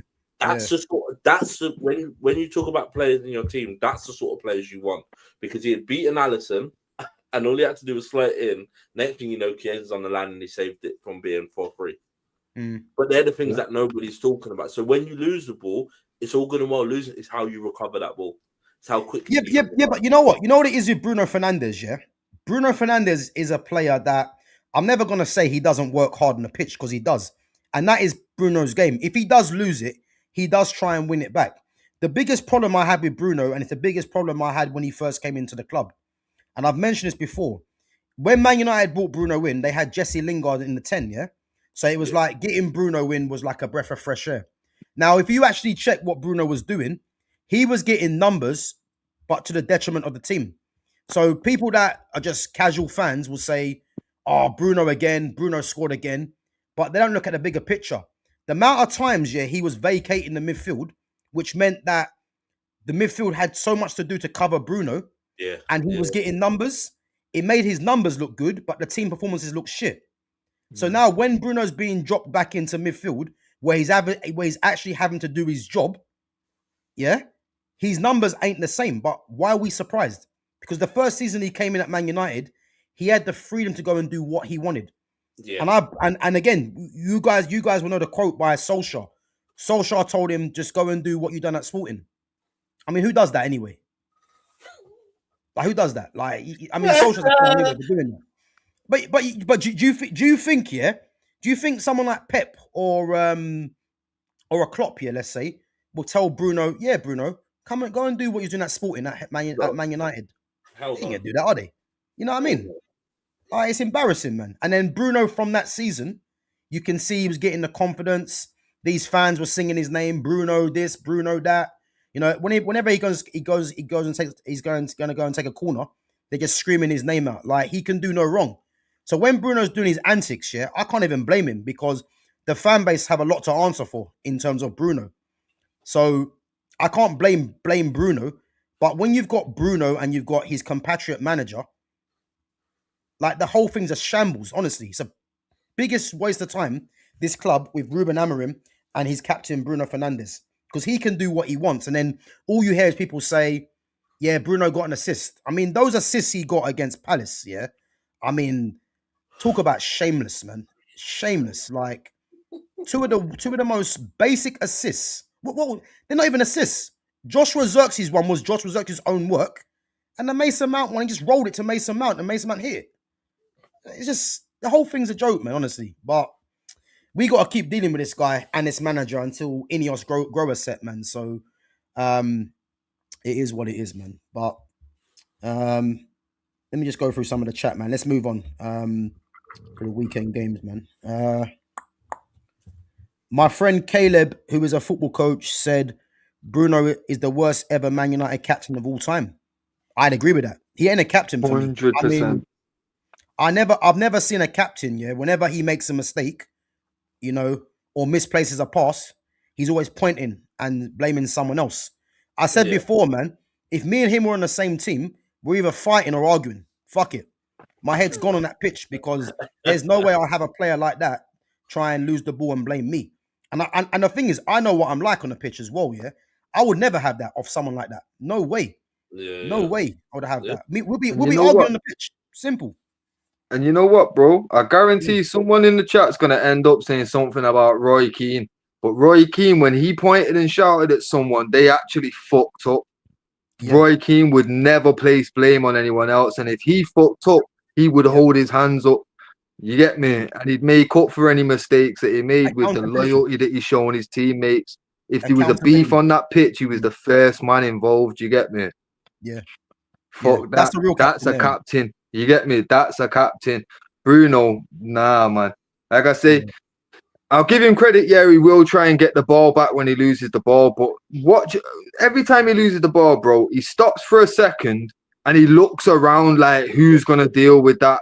Yeah. You know, like you know what I mean? It's like, bro, you shouldn't even be looking at anything other than the ball. You know what I mean? Just get on with your job. Why are you looking at anybody else like they can help you out here? You know what I mean? But again, they're just these small characteristics. You get me? And these small character traits, and that's what makes him not captain material, isn't it? He can't be. But I think people will start saying he cares when he starts doing all that, but he doesn't. When people say he cares about himself, because a lot of the things he does, is for reaction. So because fans that don't know what they're watching will start saying, "Oh, Bruno's passionate. He loves the club. He does this, does that." This is the same guy that was, angling for a move to Saudi. But yet these fans will claim that he cares and loves the club. They're part of the problem, man. They don't know what they're talking about, these fans, a lot of the time. So, for real. Yeah, man. But let's move on from that guy anyway. Let's see if he can put a performance in tonight, because the chances are slightly better opposition. I ain't expecting too much, but he might scumbag an assist or something like that, or a goal, and then all will be forgotten about. You see what I mean? This is what happens with Bruno Fernandes. I'm bored of it, man. I've been bored of it ever since he come to the club. The facts are, since he's been managed, since he's been captain, we've recorded our lowest ever finishes in the league. That's what should be looked at. You know what I mean? So, but let's move on anyway before we wrap it up. Weekend games. So everyone, you see the Chelsea-Everton game? I didn't. I saw a match of the day only. Yeah, I saw highlights. Yeah. Again, I didn't. I see the highlights, so I can't really give judgment on the full game. They're calling for Maresca's head, though, innit? They don't want him no more. Yeah, I think there was some comments that was said or something like that, innit? But again, they beat an Everton team, man. Everton have been in very good form, man. I think Everton were six coming into the game. Yeah. But Chelsea beating them 2-0. Cole Palmer doing what Cole Palmer does. I don't know what they expect. I don't know what Chelsea are expecting. Do you know what I mean? Like, I'm not being funny enough. I think like he said, he needs experience in there. He needs an older player in there. He needs someone that's going to be a leader in that dressing room to be like, listen. But that's not Chelsea's. Like MO. They're buying young to then put them on 7-year deals to then basically sell them when they're ready. Yeah. Do you know what I mean? It's just it's a long-term deal. They're a business and not a freaking. Do you know what I mean? They bought all these young players and he's trying to fit them all in, and they're just like, but he's like, just give me someone with experience. Yeah, but the thing is with Chelsea's team though, I mean, they spent all that money, man, and it's like, I'm struggling to find what they've got to show for that. I mean, they've got the likes of Reece James, Cole Palmer, Wesley Fofana. I'm a massive fan of if he stays fit. You got Lavia, you got Caicedo, you got Cucurella, Lavia. Yeah. They've got some very good players, But to think what they've spent and what they've got to show is odd. Yeah, odd. But playing in João Pedro. Yeah, I like him, but again, they could have gone out really and got. I mean, I know the striker market's dead, man, but I'm pretty sure they could have put some money down for someone that's gonna guarantee them goals and such. Why would you not go and buy Mateta? You say you want someone with experience. Why not go and buy Mateta? Do you know what I mean? It's because he's not a glamorous enough name. That's what it is. Yeah, but it fits the mold of the sort of striker you're not used to. But do you know what I mean? It's a profile of a player that you need. Bit of experience. He's a bit of a brute. He don't give a damn. Do you know what I mean? Why not go and test the waters? True. Yeah, I agree. I mean, Everton, man, they're gonna lose Iliman Ndiaye, Idrissa Gueye. Obviously, Gueye was back from his ban for slapping his own teammate. That was. Do you know what? When I see that in live, yeah, I was thinking, why has he been sent off for? He didn't do nothing. And then you actually see it, man. That quick slap, boy. That was funny. Man. That was quick, brother. It was real quick as well. That was, man. He'd be good in boxing, man, because that was a quick one there. You know exactly. A quick little slap of it. Yeah. No, but if you're gonna slap someone in front of that many people, it needs to be quick. You can't get blocked. You know what I mean? You've got to do it, innit? It did, man. The way they slowed it down, man, it was you can see he definitely did it, man. But at the time, I thought he didn't even do nothing, man. What's he getting sent off for? But yeah, him and NDI, man. Massive fan of NDI, man. He's a top player, man. He's a top 6 player, that guy. I'm telling you. But them losing them, I think it's gonna be big. But yeah, obviously they would have been aware of that anyway. You know what I mean? Yeah. So, but question then: do you think Dewsbury Hall goes to the World Cup? No, he won't. He won't. And the reason Dewsbury Hall won't go to the World Cup, if we're talking about ability-wise, yeah, he has a right to be in the conversation. The problem that he has, yeah, is that, well, for one, he's not been capped anyway already, and secondly, just look at the amount of 10s that he's in contention with. Yeah, you know, yeah. Look at the amount of 10s in contention with. Would I have him as a number 10 ahead of Bellingham? Hell yes. Yes. But I think he's been quality this season, Dewsbury Hall. He has. He's been a changing factor for Everton. He has, yeah.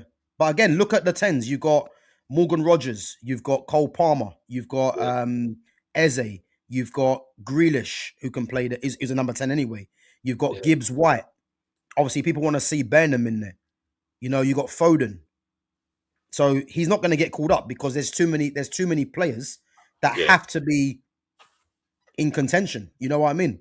Yeah. So conversation. Yeah. I like him. I think he's a very good player, man. And but yeah, he's just got too many people in front of him, unfortunately. So yeah. Burnley, Fulham. We're not gonna waste much time on that, but obviously Fulham 3-2. I think Burnley got a good manager, man, but I think they're probably one of the teams that you're kind of expecting to. Yeah, I think they'll yo-yo. I think they'll go back down and they'll come back up. Yeah. But you know what I'd say though, yeah? I think Scott Parker's one of them managers. I can see him getting another Premier League job. You know that? Yeah. Because you can tell the way that Burnley play, that's got Scott Parker all over it. But again, it's the players, because a lot of the players are championship players. You know what I mean? Yeah. So it's a bit difficult, but I do like him as a coach. I think in terms of the English coaches, he's definitely one of them that will be up there in my opinion. But yeah, he's not a bad manager. I like him. Yeah. Again, Fulham. You know that Harry Wilson. Yeah, I'm telling you, boy. I think baller. He looks a baller, doesn't he? He is, man. Formerly Liverpool as well. You know. Yeah. You see the last few fucking games of him as well. Like he scored he did one. Bangers, man. I think it was like 2 weeks ago where he did a little 1-2, but he did it all. He set it all up himself, innit? Yeah, bro. Outside of the boot, he's naughty. He looks naughty, man. I just don't think Liverpool was the right company. He's always had that in him. He's always been a good player. I just don't think Liverpool was. But you know what it is with him at Liverpool. Yeah, it's like he was coming through, because if you look at where he plays, like you had Salah and Mane, he was never going to play. Yeah. You see what I mean? So he had to move really, but the guy's got ability, and to think that he wasn't even a starter at Fulham, because I think they were looking at Traore and Iwobi or Chukwueze, and he's obviously first choice now at the moment, and I think he's their top goal scorer. I think he's got five league goals. I think he might have, so yeah, man, he's doing a mazza at the moment, and he got another goal. Calvin Bassey as well, again, he's going AFCON, him and Iwobi and Chukwueze, all playing for Nigeria. So yeah, man, they're gonna miss them three, because Chukwueze's been a starter as late as well. Yeah. So yeah, man, but yeah, Fulham 3-2. Manchester City, boy. 3-0. I mean, Ryan Cherky, boy, that guy. Do what they're supposed to do, boy. Yeah. Yeah, but Like, that was a difficult game on paper, man. But this is what City do, innit? You know, when they have to win a game, you know, to keep the pressure on, they just get it done, man. And to think they run out 3-0 winners against Palace, because I'll tell you now, there won't be many teams going there and beating them 3-0. Mate, You know what I mean? Did you see Palace's opportunity though? That Salah should have squared. Yeah. It's like a FIFA moment. No one is wearing those through on FIFA, and you think, just square it, bro. Just square it. Yeah. I think, man, I'm not squaring this. Dings. But the thing is, that Sar's a good player, you know. He's going AFCON as well. He's a good player. He's a very good player. To be fair, that Pino had about 3 chances that he should have put away as well, though. Like Jeremy Pino, yeah. But City just do what City do, man. And as I said, man, this is why, you know, you can't bet against them for the league title, because they're gonna just tick off games, and by the time you know it, they're above Arsenal, because Arsenal now know they have to go into every game, you know, not affording to not win the game. Yeah. Because that opens it up for City. Because if City win their game, first place isn't a nice place to be with City breathing down your neck. Like they apply pressure every fucking game. 100, yeah. 100. But yeah, man. I mean, Haaland getting another 2 goals. I mean, that guy's an android, man. Like, he's an absolute android. Like, the way he just strolls around that pitch, yeah, and then comes away with 2 goals. I mean, he's the only striker for me in world football, yeah, that you can afford, that hasn't really got to get involved in the link play too much, because he justifies that in the numbers he gets. He's the only striker that you can give a license to. Don't worry about it. Just get your goals, and he just gets the goals. You know what I mean? So but you know what? It's good to see Foden, man. Foden back to form. So I spoke about it earlier today. Actually, you know, I said start of the season, he's got a massive season, because, you know, I can't see City selling him, but if he has another poor season, I think there'll be calls for him to. I think calls will be coming out. He's a fraud. You know what I mean? I think calls will be coming out for him to get sold or to bring someone in to replace him. And the guy's got 15 GA this season already. He's got 15 GA already. And I'm not even a GA merchant, but, you know, he's got 15 GA and he's performing decent as well. So he's been good, man. And his relationship with Ryan Cherky as well. Yeah, them two, man, they link up very well. So yeah, you know what, that Cherky's going to be the catalyst for City for a couple years there, you know. Yeah. Like, everything about earlier, man. I'm looking at only Yamal. I'm looking at Yamal, Elise, and Greenwood as challenging him for that position on the right hand side. Yeah, it's tough to think of anybody else that comes into the convo. Yeah, I'm telling you, man, he's a special player, man. Like I think with him, he does have to add for me though, because we're in a GA era. He has got to add a few more GA to his game, but in terms of ability, man, like the guy's unreal, man, and he's basically in the way Man City's Jack Grealish. The kind of ability that Grealish had is what Cherky's given to them now. You know, he's a match winner, so, and we could have got him. But you know what though? Thinking about it, I personally, I'd like him to just keep doing his thing, because it is right now, like you've mentioned it before, he is kind of a throwback to that like Dino type player. You know what I mean? He is a maverick. My man just moves where he wants to, and he's got the movement, the touch, the vision, everything is there for him. You know what I mean? Yeah. So personally, I like the fact of him being that kind of throwback to where football was real football. You know what I mean? People can try and knock him for his lack of goals and assists, but take him off the team. I think Foden has a lot of Cherky's done a lot of the fucking heavy lifting for Foden. You know what I mean? All Foden's had to do is be there, bro. You know what I mean? Like, the thing is, Foden for me this season hasn't been unplayable. He's been good, but Cherky for me as like unlocked him in a sense, because you've got someone on the same wavelength there.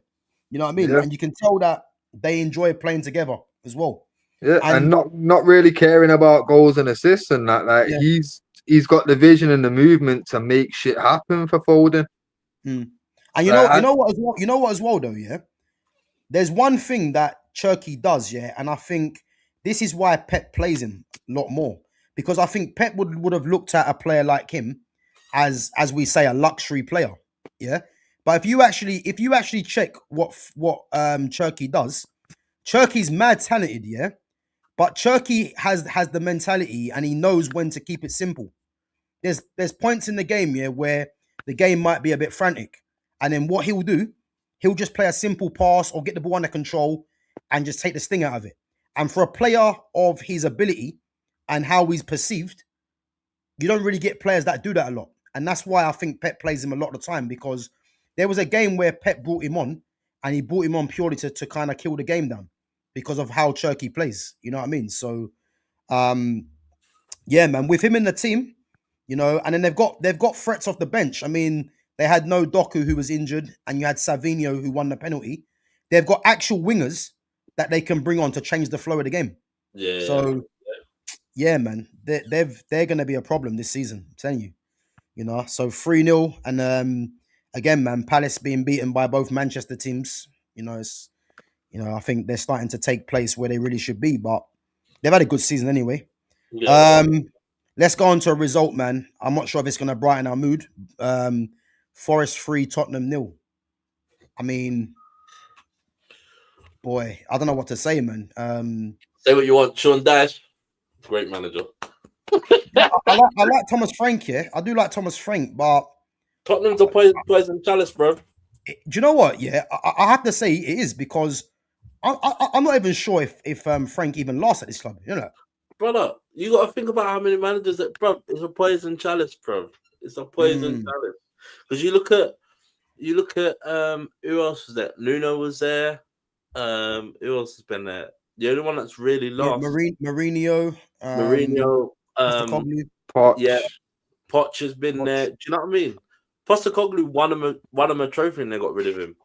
Like, yeah. What do you think is the biggest problem at Tottenham? Would you say?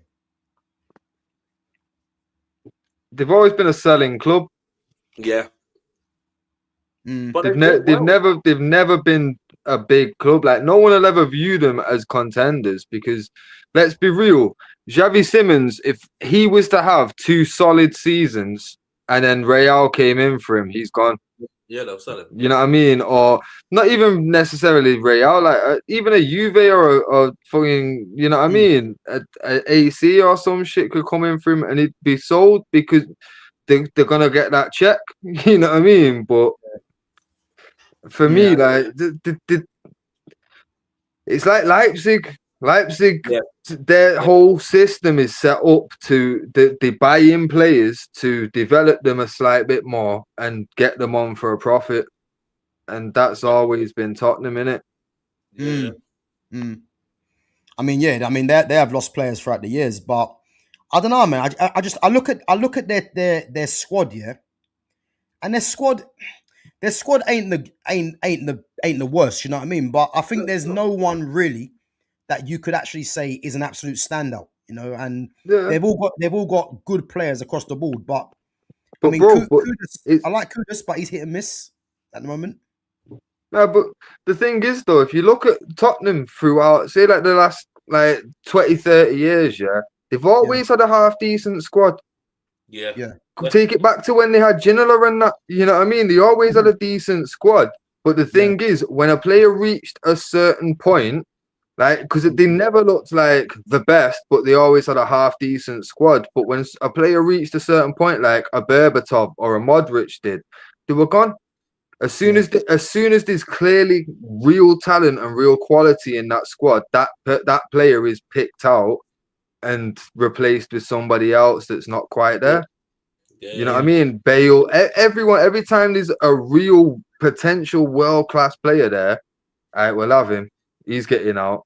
You know what I mean? Yeah, I think Mickey Van de Ven might be the next one that goes. Yeah.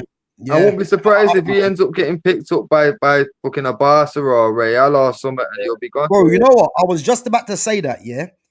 He's for me, he should go and play for Barcelona, because Barca need a left-sided centre-back, yeah. And that high line that they keep messing with, yeah, that worries over. because I don't think I've seen a faster defender in my life. No. And he's not even black either. You know what I mean? So That's it's what I crazy. mean. Mad quick. Bro, it's crazy, man. Like, he is ridiculously fast, man. Like, yeah, it's madness. And the amount of times he gets Tottenham out of trouble is mad. But he could be the next one. I mean, if Barca just slapped down, what, 60, 70 mil, they could probably get him. Take that. They'll take that. But that's the thing, though. That we're talking about a player who has the quality to jump into Barca's back line now and actually start and make an improvement to Barca. 100%. Yeah. And they would sell him for 60, 70 million today. That's the problem with Tottenham. They're a selling club and never will change. Daniel Levy's done some great business for them, and bank balance is looking fantastic. But as a club, he's killed them. Yeah. But yeah, man, 3-0, you know, Callum Hudson-Odoi. You know what? He's someone, that I don't think he goes to the World Cup, but with the way that Tuchel likes his wide men, the left side, so if you look at it, the wide man he's picture, he picks pace in terms of Rashford and Gordon. I think Hudson-Odoi, you know, as I said, I don't think he's going to go, but he's someone that can be in contention for that as well. I mean, his second goal, I don't think he meant that, but he's going to say he did. You know, cross gone wrong, that innit? Yeah, but one guy that did mean the shot was that Sangare. I remember when man were trying to compare him to Pogba. Like, he's no Paul Pogba, boy. I'd say that for free. But they were trying to link him. They were trying to say he's like a Paul Pogba clone. And now he's at Nottingham Forest, so you can see the nonsense that's been going on. But to be fair, if he was licking long shots like that and actually scoring goals like that, I can see why people were trying to compare. But bro, I ain't having it, man. I ain't having it. No to say Pogba clone let's stop that. But that's what I'm saying. You know how people are. They will see a bunch of clips of Pogba bagging long shots and see a few shots of my man bagging long shots and say, yeah, they're just the same. Obviously, there's a lot more different. They were only doing it because he's black, man. Let's not do that. If he I can't be the guy that says that though, bro. You get me? He's no Paul Pogba, man. Let's throw that in the bin. For real. But to be fair, great strike, and another player that's going off to AFCON as well.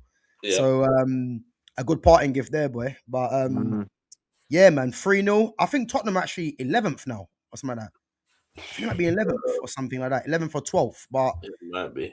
Yeah, it could be another season, man, of them. You know, imagine they won a Champions League and then they're 11th. They're 11th. Madness. But yeah, let's move on, man. Good performance from Forest. Boy, Arsenal 2, Wolves 1. Now, I caught this game, at half time. And when I see 0-0, I'm not going to lie. There was parts of me that was jumping around thinking, what, 0-0? I was getting excited. I'm not going to lie. Boy, listen, I was getting excited because I was just thinking, right, do I stream tonight? Let me just leave it for tonight, Then I see 0-0. And then I see the Bukayo Saka corner, And until this day now, I don't even know how that went in. I mean, off the back of his head, off the post, Talk about your luck. And I thought, Arsenal are going to just now go on and put 2 past them, 3 past them. Yeah. And then I tell you now, when they equalized, I swear to God, I just started organizing my stream. I was getting everything set up. I swear to God. I swear to God. I got everything set up now, I was good to go. I'm thinking, right, 3 minutes left. Man's going to jump on straight away. Lumi Rain, where are you? Waka, where are you? Rinsa, where are you? I want to hear your excuses. And as I said, I went upstairs, I come back downstairs. I went upstairs to get something to get prepared. Come back downstairs, I'm seeing Gabriel Jesus just wheel away. And I'm thinking, don't do this to me, 2-1. Bro, I was getting mad. I was shouting the house down. I was going, no way have they scored, And then you find out it's an own goal. I just said to myself, you know what? Nah, no stream tonight, man. I can't be bothered. You know what I mean? I swear to God, But you know what, What I have to say, I mean, do we give credit to Wolves or do we just say Arsenal got lucky? No, we got to give credit. Wolves, this is the thing we were saying. Wolves have not been terrible. It's just Wolves have been unlucky. Yeah, very unlucky. Shit's not been going their way, bro. And like to say, like, how unlucky do you have to be? Like, fuck me. Like you say, the Saka one, he swerves it in, it swerves, and you think, this is just gonna hit the post, hit somebody, it's gonna fly off. But it hits somebody, it hits my man, and there's nothing the keeper can do. Like, what do you do? And then you get yourself back into the game, and then probably with like the last kick of the game, you get an own goal. What are you meant to do? Do you know what I mean? No, for real. Yeah. No, I hear it. I mean, it's just bad luck, innit? I mean, even the goal, the own goal, the second one, all he needed to do, was turn his head just slightly the other way. Yeah. And it's not even going in. And it's like fine margins, man. But it was frustrating because I'll be honest with you, Arsenal was struggling for large parts from what I see in that second half. Mm-hmm. But again, you have to credit them, man. They got the 3 points in the end. And nah. You can't credit Arsenal for getting the 3 points, bro. No, but bro, in the grand stage of it, you have to think, they were under pressure and they've got the 3 points. That's all they're gonna care about, innit? Unfortunately. I hear it, but the one thing that really stuck with me, like I was already pissed off, like you, Carl, for the joke. When that equalizer went in, I'm messaging my brethren to laugh at him about it. You get me? And literally before I got to press send, they'd equalised. They'd got the next one. You get me? I'm like, oh, you bastard. So obviously, I'm fuming from that point. But then when the whistle went and I seen the celebrations, I'm thinking, how are you celebrating beating the worst fucking team statistically in the Prem's history? Yeah, I didn't even see celebration. Bro, the players were on the pitch hugging and that. It was crazy. Like they celebrated it like it was a big comeback. Like, you know what I mean? Yeah, they ain't winning no league title after that, man. Fuck that, bro. Even the fucking fans that I fucking spoke to and that people were like, "Yeah, bro, we got the points." That's not the way that you can look at that, bro. When you're beating the bottom of the league with a last minute own goal, it's crazy to celebrate that when you're meant to be fucking title contenders, top of the league. You should be breezing past them. Exactly. Look. We thought that we were going to be in trouble against them, and look how comfortable it was for us with that manager. Yeah. Arteta struggled in that match, bro. And at Arsenal as well, bro. They had no reason to struggle like that at the Emirates. Yeah. Because at Molyneux, maybe, okay, away crowd, you never know the atmosphere, whatever. But, bro, at the Emirates, to struggle the way they did, nah. And it weren't due to lack of support neither, because the crowd was loud, bro. Crazy, man. Crazy. Madness, anyway. But they won the game, and I think Wolves, I mean, still 2 points, man. It ain't good enough, is it? Let's be honest. But is what it is. Go on. Huh? What'd you say? They're definitely getting relegated. Man. I mean, you can't have 2 points after 16 games, man. That's embarrassing. That's crazy, man. That's just ridiculous, man, to be honest. The commentator said something about. The commentator says something about they've got to win. Every single game they need at least 1.5 points to stay up. That's mad. It's not gonna happen, bro. That's crazy, man. Yeah. It's crazy. But I mean, I agree with Philly, man. Arsenal fans are deluded idiots. I mean, yeah, I can't disagree with that, man. Them guys are something wrong with them. Definitely something wrong with them, man. But they got to try and do the most, man. But it is what it is. Last couple of games before we wrap, guys, man. Sunderland, Newcastle. I mean, let's just start right off from the start, man. What a goal by Walter Marder. I mean, what a header, bro. What a header, bro. The thing is, there's like 2 Newcastle men behind him. Bro, I'm gonna say this right now, yeah. Can we call him match fixing, or is that a bit too far? It might well be. Bro, I've never seen a man, power that much header onto his wrong goal in my life. Well, he has to have done that on purpose. I'm telling you, that made no sense. I thought he laughed as well. Did anyone see him laugh? Mate, he put his hands up like this. He was like, "Oh God, Wait, someone paid him, man. I'm telling you. Bro, he was stressed. Wait, North East Derby, yeah? And you mean to tell me he scored an own goal like that? That's the goal you concede. That's what I'm trying to tell you. Goal you concede. And what a goal it was. Listen, I'm telling you now, man. Eddie Howe needs to do the background check. I'm telling you, man, he's got to do something because that's not normal, man. That was a header and a half. It was a hell of a header. But I rate him, man. I rate him because he's a very good player, man. But that was crazy, man. To think that he scored that kind of goal in the wrong net, man. It's the way it goes, bro. They sort of jump. Yeah, bro. It didn't make any sense, man. Didn't make any sense. But but only goal of the game, man. And I tell you now, Sunderland, boy, they're having a very good season. As a Man United fan, I ain't looking forward to going there. I'll tell you that for free. Trust me. They might be the real real red and white team. You know what I mean? Because what they're doing there, man, is crazy, man. And they could actually finish the weekend above United, depending on results tonight. So yeah, man, they would deserve that. But yeah, Newcastle, man. I think Newcastle away from home. I think they got like one win away from home, which is mad. But shocking that stuff. Is what it is, man. Villa West Ham. My guy Morgan Rogers. Listen, what a finish. Morgan Rogers, man. When people start saying you're bearing him, listen. Morgan Rogers has got that number 10 on lock right now, man, for England in the World Cup. And I'll tell you now, his second goal, great strike, man. Yeah, great strike. Yeah. And to think that Aston Villa, man, they were in the bottom three, couldn't score a goal. They're now 3 points off Arsenal at the top. Mate, hey, Mr. Good Evening is like the ex you don't want to see return, brother. I told man, bro. If he'd have had the same money that Arteta had, bro, he'd have done. He would have won them a title. He would have won them a title by now. He's a very good manager. I'm telling you now, man. And man, we've got them next game, innit, Fitz? Yeah, we're getting smoked. We're getting smoked, man. Yeah. I don't expect anything from that. Bro, I'll go as far and say this, yeah. If we beat them, just give Amorim another couple of years, man. Because I'll be done. I'll be done, man. I'll be done. Bro, yeah. I'm telling you now, man. If honestly, you know, I'm done. You know what I'd do, honestly?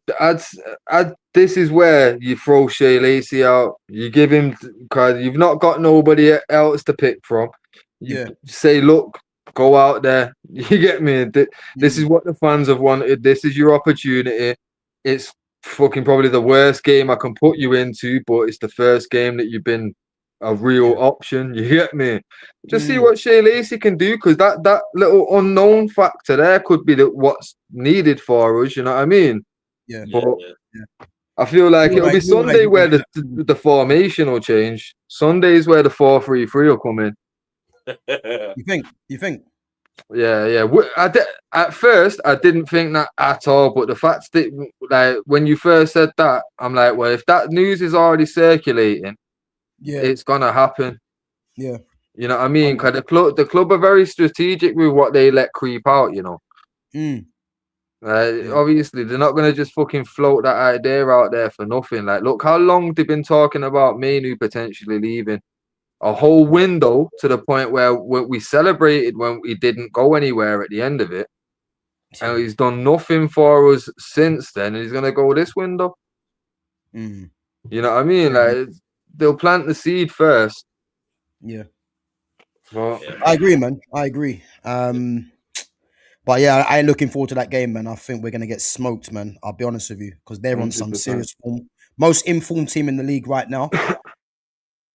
The one thing I will say, talking about mad own goals, that header from their fucking defender was decent as well, though, wasn't it? Ollie Watkins totally missed it. Yeah. Bro. Nah, Walter Marder's one was different, man. That was Walter Marder's was a power header, so it was different. It felt different. But he meant that.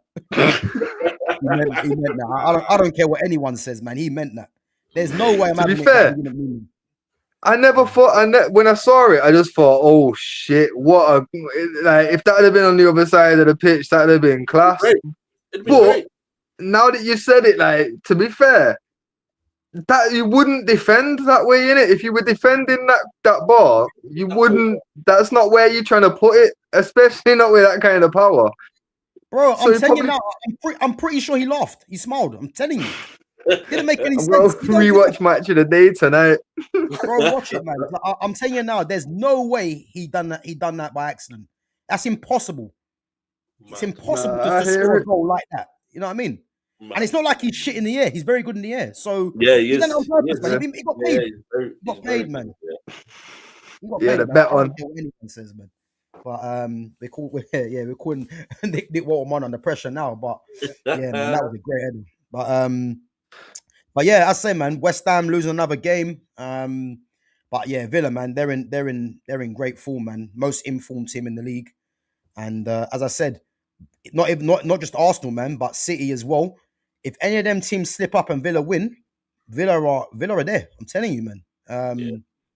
But yeah, they got game. They play Man United at home, and as I said, I think if they beat Man United, which I'm expecting them to anyway, I think yeah, better start taking them seriously, man, because they're just putting teams away. You know what I mean? And they got a good comeback record as well. So yeah, it's mad. Last game before we wrap, Brentford Leeds. I mean, I caught like the last, I think 30 minutes of that. 1-1. Yeah, Calvert-Lewin, man, the renaissance of Calvert-Lewin. I mean, man's trying to make a late surge for that England squad. But to be fair, he's been decent for them. He's got a couple of goals for them as well. Yeah, yes. 4 and 4, I think it is. He's got something like that. Yeah. Obviously, experience in the league as well, and a good header. But Brentford will be kicking themselves. I think they had a few chances to score. Yeah, I like that Dango Utara. I think he's a good player. Also got Igor Thiago, but they were missing Kevin Schade. I think if Schade plays, they win that game because his pace on that left-hand side, man, he's a threat. Yeah, they ruined my bet as well, Philly, man. I'm pissed. I said Brentford to win. They ruined my bet as well, man. Like a lot of teams anyway. But yeah, man, I think Brentford are actually bottom half, but I think they're like 12th or 13th. But yeah, they're another team at home, man. They'll pick up points at home. But that's one game they should definitely have won. And yeah, someone's mentioned Jordan Henderson. I mean, this Henderson guy's going World Cup, by the way. Hey, he's going World Cup. He's going World Cup. Like he's going World Cup, man. When you got the pundits doing PR for him and that, yeah, you know he's going World Cup, man. Who was it today? If it was Joe Hart on Match of the Day, him and Theo Walcott. Just I think they said something like he's a good professional. Don't get me wrong, but some of the over the top they were talking about Henderson. I was thinking, look, Henderson's a good player, man. He's a good professional, good leader. But come on, man, like what are we doing here? Like they're talking like Henderson's Tony Cruz. Like, you know what I mean? It's like, yeah, he played well, man, but just leave it at that. Like all this overdoing it, man. I can't stand it, honestly. But yeah, man, I definitely think, man, Brentford should have won that game, man. But Leeds, I'm telling you now, man, they're picking up points, so they'll be there, man. They'll be there in the end. I think. I don't think Leeds actually get relegated. Do you not think I so? don't think they get relegated. No, I think definitely. Burnley, I think Burnley and Wolves, definitely them two are going down. And the third team, I would have said Leeds, man, but I think Leeds might actually stay up. They've been decent, so. I don't know who else goes down instead of them. United. This is the way the seasons are. Where every season you can always tell the first two that are going down, but the last one's always a toss-up between like 3 teams, man. Yeah. I think West Ham might be in there, but I think if they keep Paqueta, as we said the other day, and Jared Bowen, I think they should be all right. But yeah, they might be one of the teams. But again, the league's very tight, man. As I said, from 12th or 13th all the way to like 5th or 4th, there's only something like 7 or 8 points into it. So you just put away 2 or 3 wins in a row. I'm telling you now, man, this league titles, this league rate, the league positions is crazy, man. Yeah, Fulham, Forest, yeah, you can say them as well. But But yeah, man, it's gonna be mad. But it is what it is, man. But guys, big up for coming on. Obviously, I'm gonna have to shoot now. Big up to all the mods as usual as well. Big up to all the newcomers. Guys, make sure you smash the like button. Make sure you sub to the channel. Make sure you share the channel. And make sure you sub to Fitz and to Jonas as well.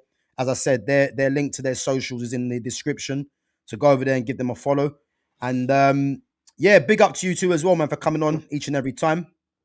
Always a pleasure. Yeah, man. Cool. Man. Every time, man. We'll be back, guys, as usual next week as well. Let's see if United can pick up from the Wolves game against Bournemouth, and then is it FA Cup next week, or let's have a look.